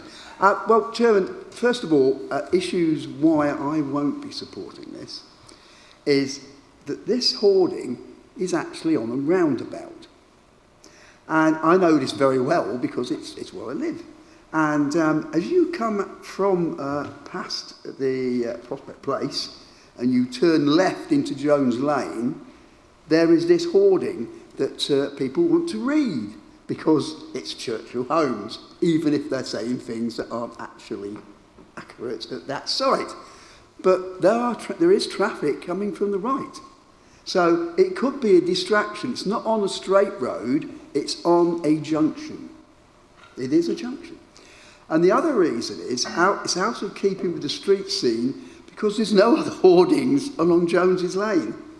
And so this is definitely out of keeping with the rest of Jones Lane, which has got some buildings, it's got some nice greenery, but it hasn't got any more hoardings. So this is out of keeping with the street scene, which I do recognise is a planning issue.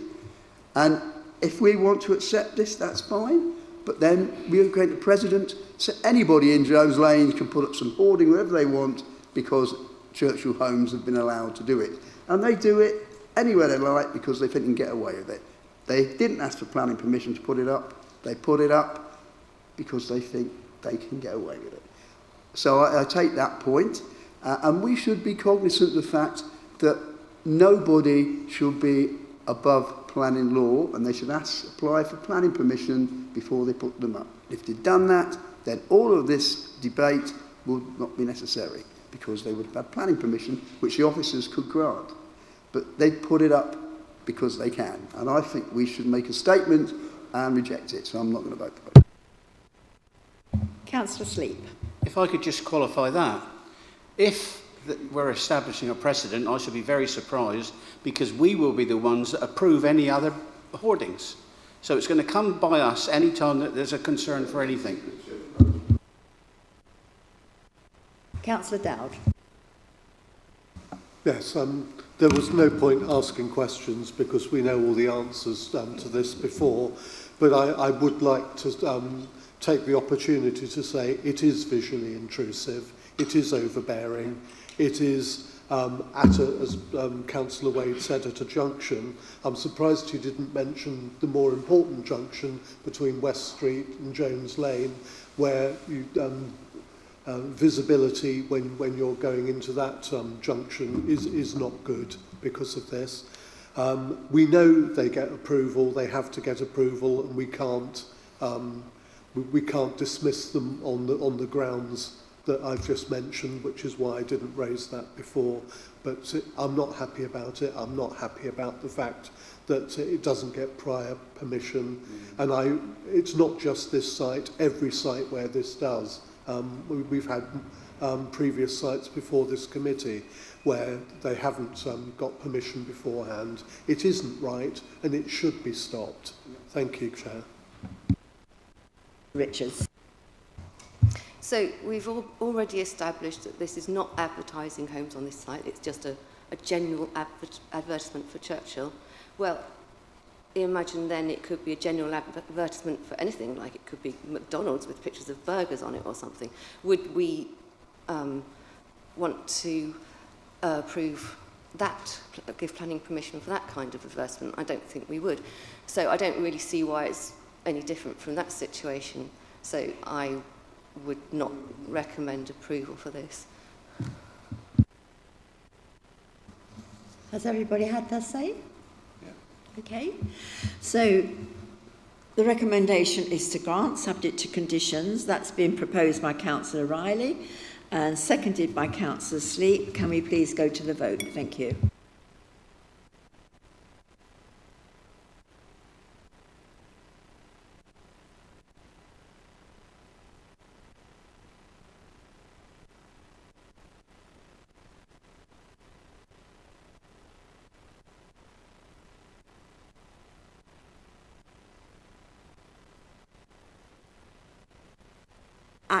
I agree with a lot that's been said in here today, but I don't think we have a reason to refuse this, and so I will grant it. Thank you.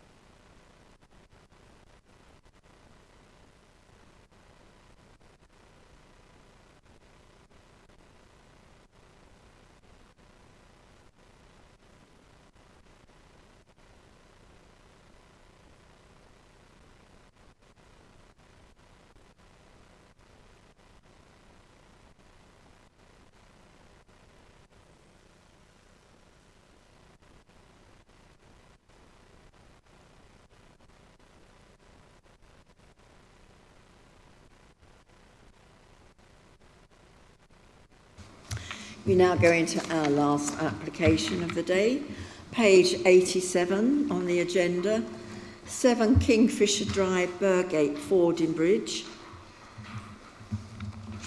Application 26/10148. And we do have the applicant here to speak. You will have 3 minutes after the presentation. If you can go ahead, please, with the presentation. Thank you. Good morning, everybody. So, the application site is 7 Kingfisher Drive in Burgate. This is a new development, gained consent in 2022. It's a small development with one main road going through. This is a detached house which fronts the road, so it's very prominent in this scene.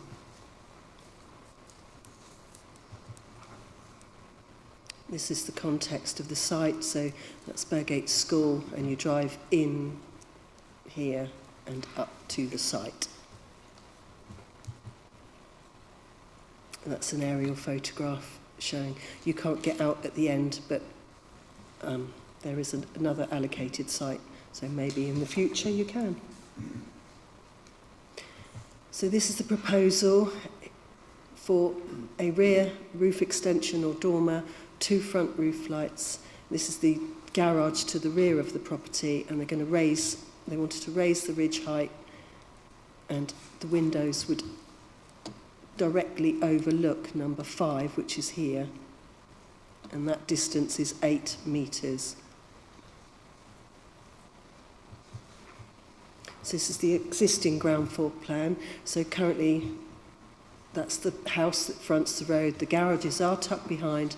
It's a double garage with 2 spaces, and they're not shown here, but there are 2 spaces in front of the double garage. The garage to the north here is somebody else's. This is the existing first floor plan. It's not clearly shown, but that's a 4-bedroom property. And the current parking standards for 4 bedrooms is 3 spaces.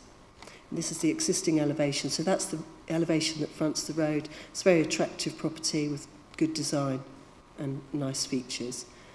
The garage is tucked behind, but again, the road follows round, so it is visible. And this is the rear. And you can see this, I'm pointing this out. This is where the proposed dormer will go, but it's not clear from the drawings. So this is the proposed ground floor, so the garage door would be removed and an entranceway, so a small lobby with stairs. So that then reduces the parking. And at first floor, there's a studio apartment. So this window, which I feel causes harm, is looking directly over the 8 metres and into the neighbouring property. And that's the main window, so it's not like a bedroom that just happens at night, that's the daytime window, so it would be very intrusive. Here is the proposed elevation, so the front would basically remain the same. The raise of the ridge there with 2 front roof lights, and then you've got the difference in the fenestration at the front. This would probably make a shallower parking space for able to access that door. This is the rear and side elevation, so the side, that there is the roof extension, which goes to the same height as the increased ridge and down to the wall plate. So it's rather a large protrusion. And like I say, the distance is only 8 metres, and you have a window here. This window faces directly in line with the other property. That's the front of the house. Like I say, it's on the main through road, and the road bends round to where the garage is. It's very prominent and quite an attractive property.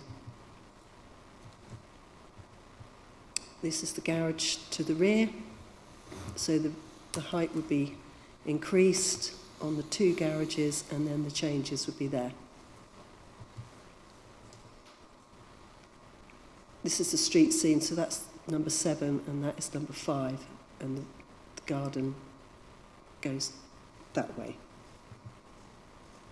This is from the neighbouring garden, number 5. That's their patio area, and then this is the roof that you would be looking at, so the window would be directly facing the patio area of that property, and you can see here that you can't see the window, so only very oblique windows, views from that existing window would be achieved. And so if you're sat here, you're looking straight back at the window. It's another closer to the fence, and you feel like you can really see how close that is. These are smaller windows, which are, and when the person bought the property, they were aware of these windows. They would have been there, and they're small, so it's possibly a bathroom on one of those. This is from the front and the road. There is a lawful development certificate being approved for further 2 bedrooms in the roof, with a rear dormer facing towards that property there. And you can see from the road that you would see the rear dormer on that garage. This is another view back at the garage, so you would see the raised height and the alterations. So it's quite visible, the proposal. And this, again, got the scaffolding for the work, so you can't really see in connection, but it would be raised, and you'd see it from here as well.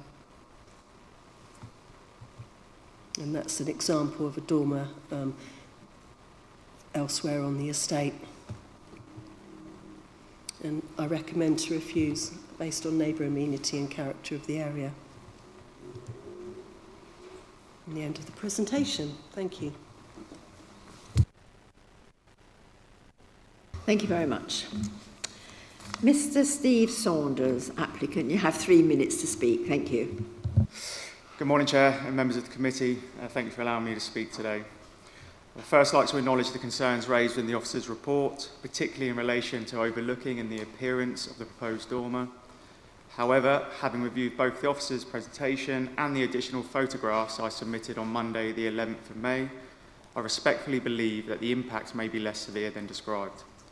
Photographs provided show that there is already a degree of mutual overlooking between surrounding properties within the estate.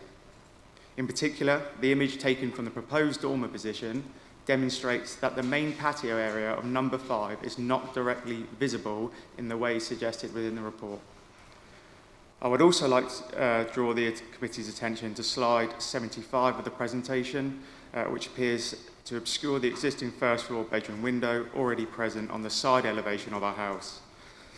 It was previously mentioned about this window, but this position is higher than the proposed dormer window and already allows views towards the neighbouring properties. It is also relevant that properties to the rear of our home and number 5 have direct views towards our gardens and amenity areas, which again reflect the existing relationship and layout between homes within this modern estate. I would also respectfully note that no objections have been received from neighbouring properties, which I hope provides some reassurance that the proposal is not considered to cause significant harm within the immediate area. So in addition, boundary fencing already provides a level of screening, and we have planted a tree along this boundary which will provide increased privacy over time. I would also be entirely willing to accept further obscured glazing or other reasonable planning conditions if required. I would also like to emphasise that we are not fixed on the current dormer design. The current design was developed to work within the limited footprint available and to create practical, usable accommodation within the existing structure. However, we are willing to work positively with officers to amend the proposal. For example, we could reduce the width and the overall scale of the rear dormer by introducing a false pitch element to soften its appearance, or introduce a smaller pitch dormer to the front elevation to better reflect the character of surrounding properties present within the estate. The intention of the proposal is simply to create a practical ancillary accommodation for my father-in-law following the sudden loss of my mother-in-law a few years ago, and this will enable us to provide care and support within the family home. I respectfully ask the committee to consider whether the concerns identified could be addressed through amendments or conditions rather than refusal. Thank you for your time. Thank you very much. Councillors, questions? Councillor Wade. Questions to the officer. First one is, there are other windows overlooking that property that this is concerned about overlooking. And I'm just trying to understand why there's already windows overlooking it. I suppose you're saying we shouldn't have any more overlooking it. But we gave planning permission for those in the first place. So that there is a precedent been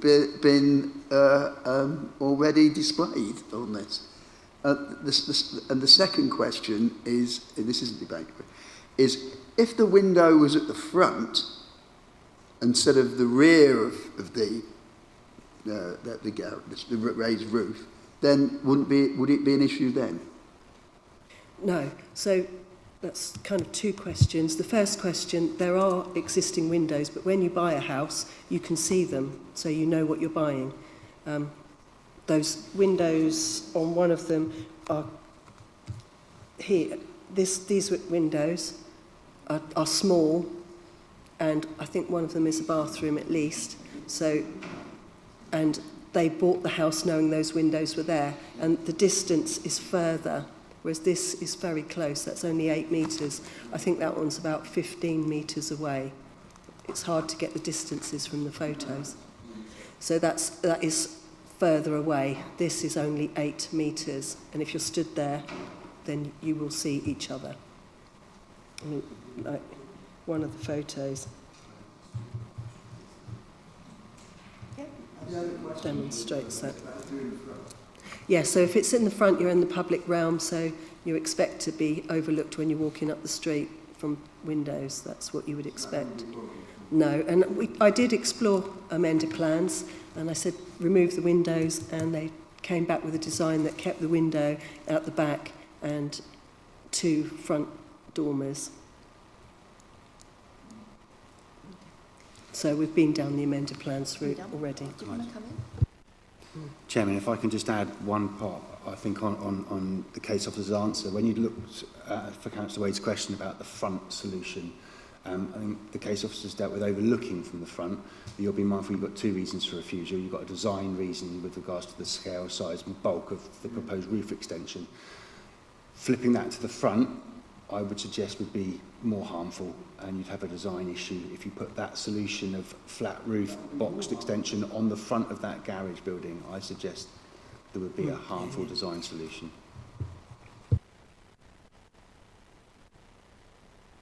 Councillor Sleep. Yeah, sorry, Chair. Going back from your comments then, can I just see the plan view again? The orientation, the actual layout on the front of the block, yeah. Because I can see by raising the garage there'll be no problem with east-south, east-west sun or anything, because it won't overshadow anyone's property. But so what we're saying is if it was on the front, we're looking out, and it would be an issue on looking at item 9 there identified. Is that the... No. Sorry. So if you put that size dormer at the front, it wouldn't look very nice. But it would solve the overlooking issue. Okay, but so once again, when we're looking at the overlooking issue, on these new estates, we've got lovely large properties, but postage stamp gardens. Yes. And I think it runs with the course of action that when you buy these properties, you expect to just have a postage stamp and have to put a pergola up. So the thought of being overlooked seems a contradiction to me, because you wouldn't buy a property if you didn't expect that to happen in that sort of configuration. I mean, there's no way that you can ever assume you're not going to be overlooked there. We'd have to have all the windows blanked, wouldn't we? Yeah, but if you buy it and it's there, you know what's there. But additional that overlooking you're not aware of. Okay, and the other thing I'd like to say is we did have a very good representation from the owners to us to show the sight lines and things on the building of the windows. I think that was presented really well, but it also, they stipulated that they're more than willing to actually modify the plans to whatever suits you. So did it have to be approved or disapproved today, or can you say that we can change it? I have already tried amended plans before, and like I've just said, and they didn't want to remove the rear facing window, but obviously I will obviously work with somebody to do amended plans, yes. So does that mean we're in a position of saying we don't have to necessarily approve it today, you can actually get some changes from the owners that you will accept and then we review it? Don't know. Chairman, I think the case officer's been clear that before we came before you with this solution, we've invited a discussion about amended plans. The amendments that were discussed, and I think even the options that were put to you by the applicant, may not fully address the reasons for refusal that we have got before you.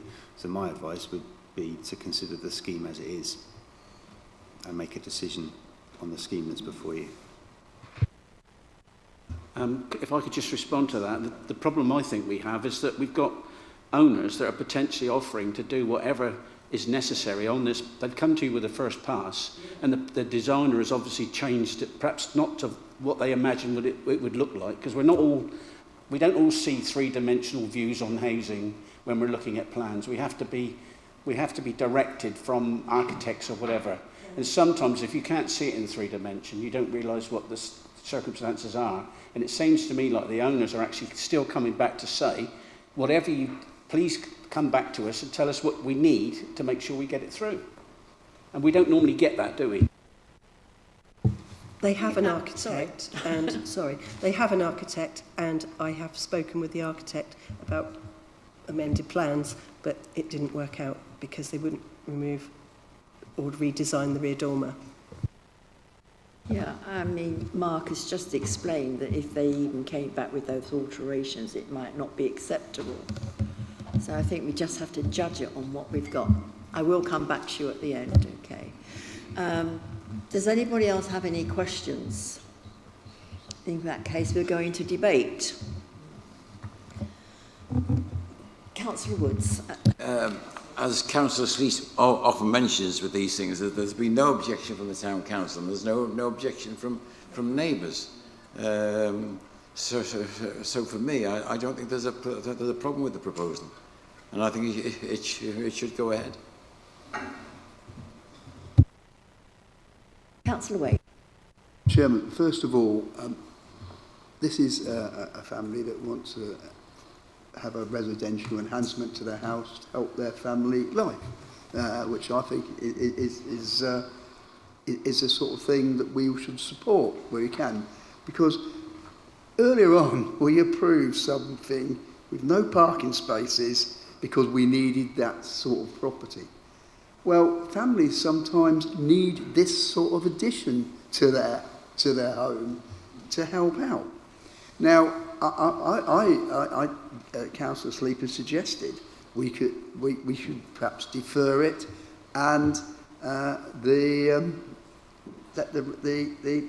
owners come to a consensual agreement with the planning community. But if we can't do that, as the development manager says, we've got to make a decision on this. There's already overlooking, and nobody's complained. I'm of the mind to say perhaps we should accept it and let them do it if there's no complaints. You know, we are here to serve the public, and we are not breaking any planning rules unless the development manager tells me otherwise in taking a judgment on this that we should accept it. So that's my particular view. There's several hands up, but I want to come back to Mark first. Can you make a comment, Thank you, please? Chair.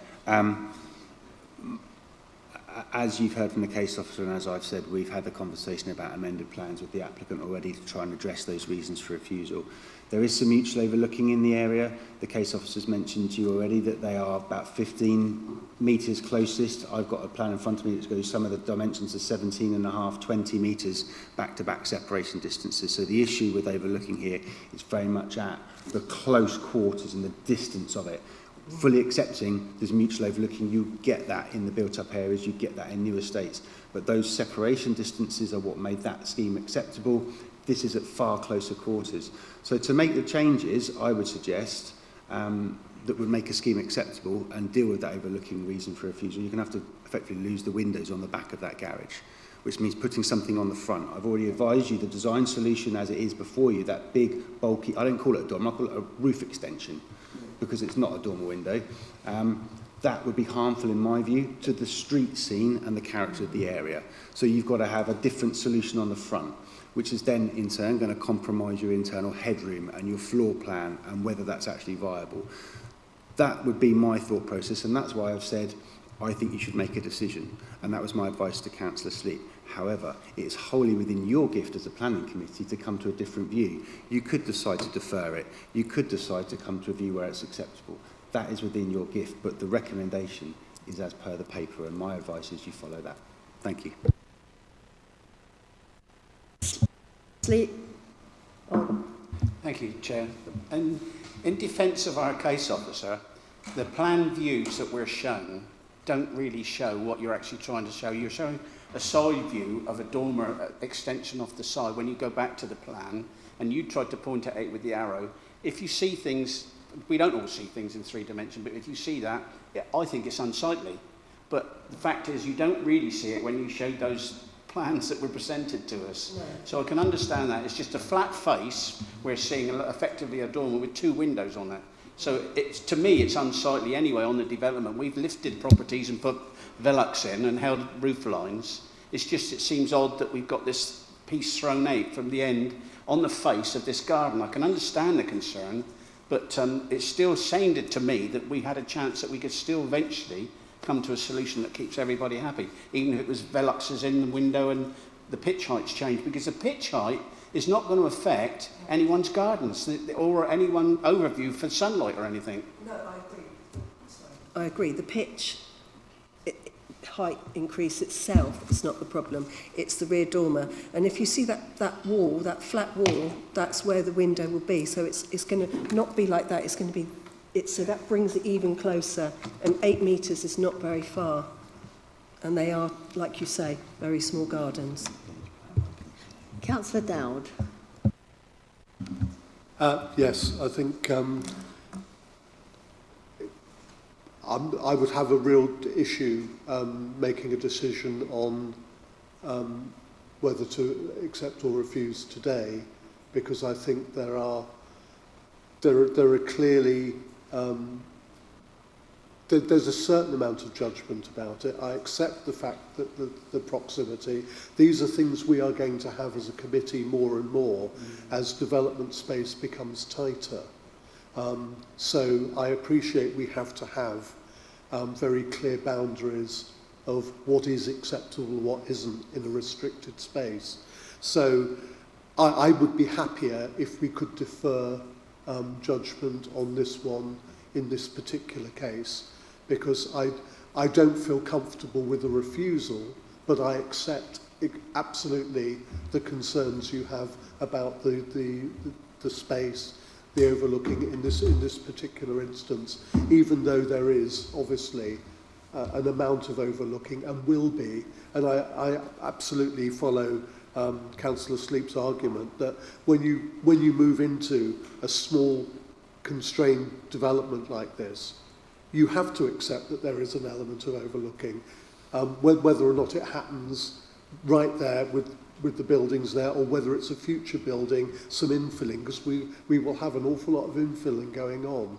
So I think all of those arguments are things we have to be flexible on moving forward, because we have such limited space.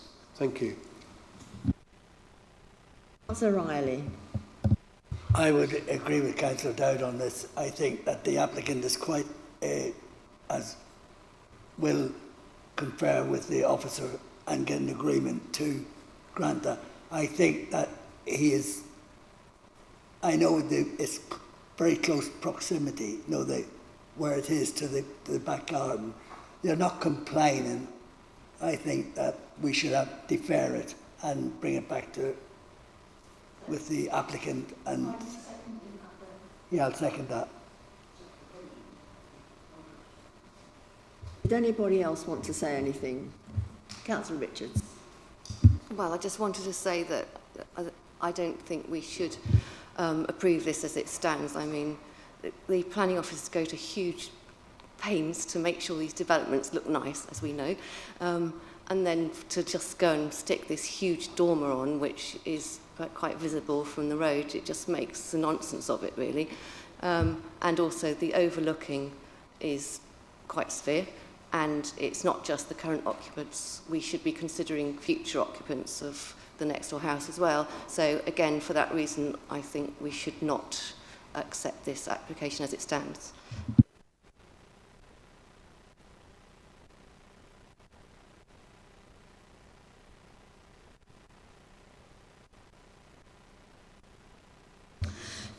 Does anybody else have anything to say? Councillor Sleep. I know we don't normally discuss this sort of thing, but if you look at this elevation on 71, it's the pitch of we've got a garage stuck on the end that we're going to try and keep the roof line to.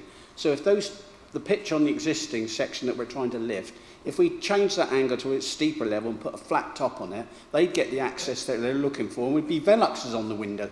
I don't understand why the architect came up with that idea of sticking a window on the front. That was all. It just doesn't make sense. Right, this is going on a bit, isn't it? Councillor Wade. We've had a proposition to come to a consent, to defer it so we can have a consensual solution which will suit the applicant, will suit the planning authority, and will fit with everybody. To me, that is a no-brain solution. Let's try and have something that keeps everybody hopefully happy, solves the problem that the family needs to solve, and doesn't contravene our planning regulations. To me, that is a win-win. So I think let's go for it. Let's defer it and try and get a consensual solution that ticks all the boxes. Okay. Well, we'll have to go for the recommendation first and then come back to that. But before we decide, I'll give you another minute to respond, okay? Thank you. Yeah, I was just a little concerned because there's been a lot of back and forth with the architect, and the last plans that went in, the windows were completely removed because it was what the officer wanted. We sent that across, and then all of a sudden it was refused because of the design of the dormer, which wasn't previously mentioned. So we're trying our absolute hardest to come to some sort of compromise here to get it across the line, which is why potentially put in the false pitch, so you've got an additional pitch on it to get rid of the boxiness of the dormer and just make it more aesthetically pleasing to the eye. That's our thought, and I think these pictures here, I mean the images I sent across on Monday just show a better sort of view of the estate, and you, like I say, from the proposed windows and the bedroom window already on the main property, you can't actually see number 5's patio area at all. But there are neighbouring properties behind can see directly into their patio area. So opposed from the overlooking, we actually don't overlook as much as the existing properties on the estate. But yeah, thank you for your time. Okay, fine, thank you very much. Right, the recommendation is to refuse, so we'll go to that vote first. So, no.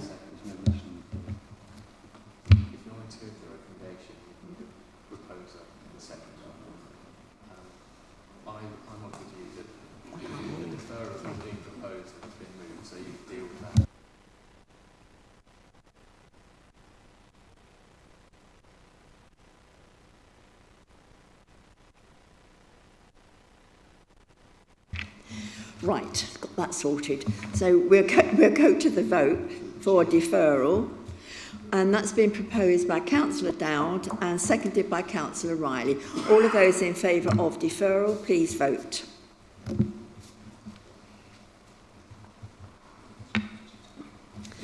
That's been deferred.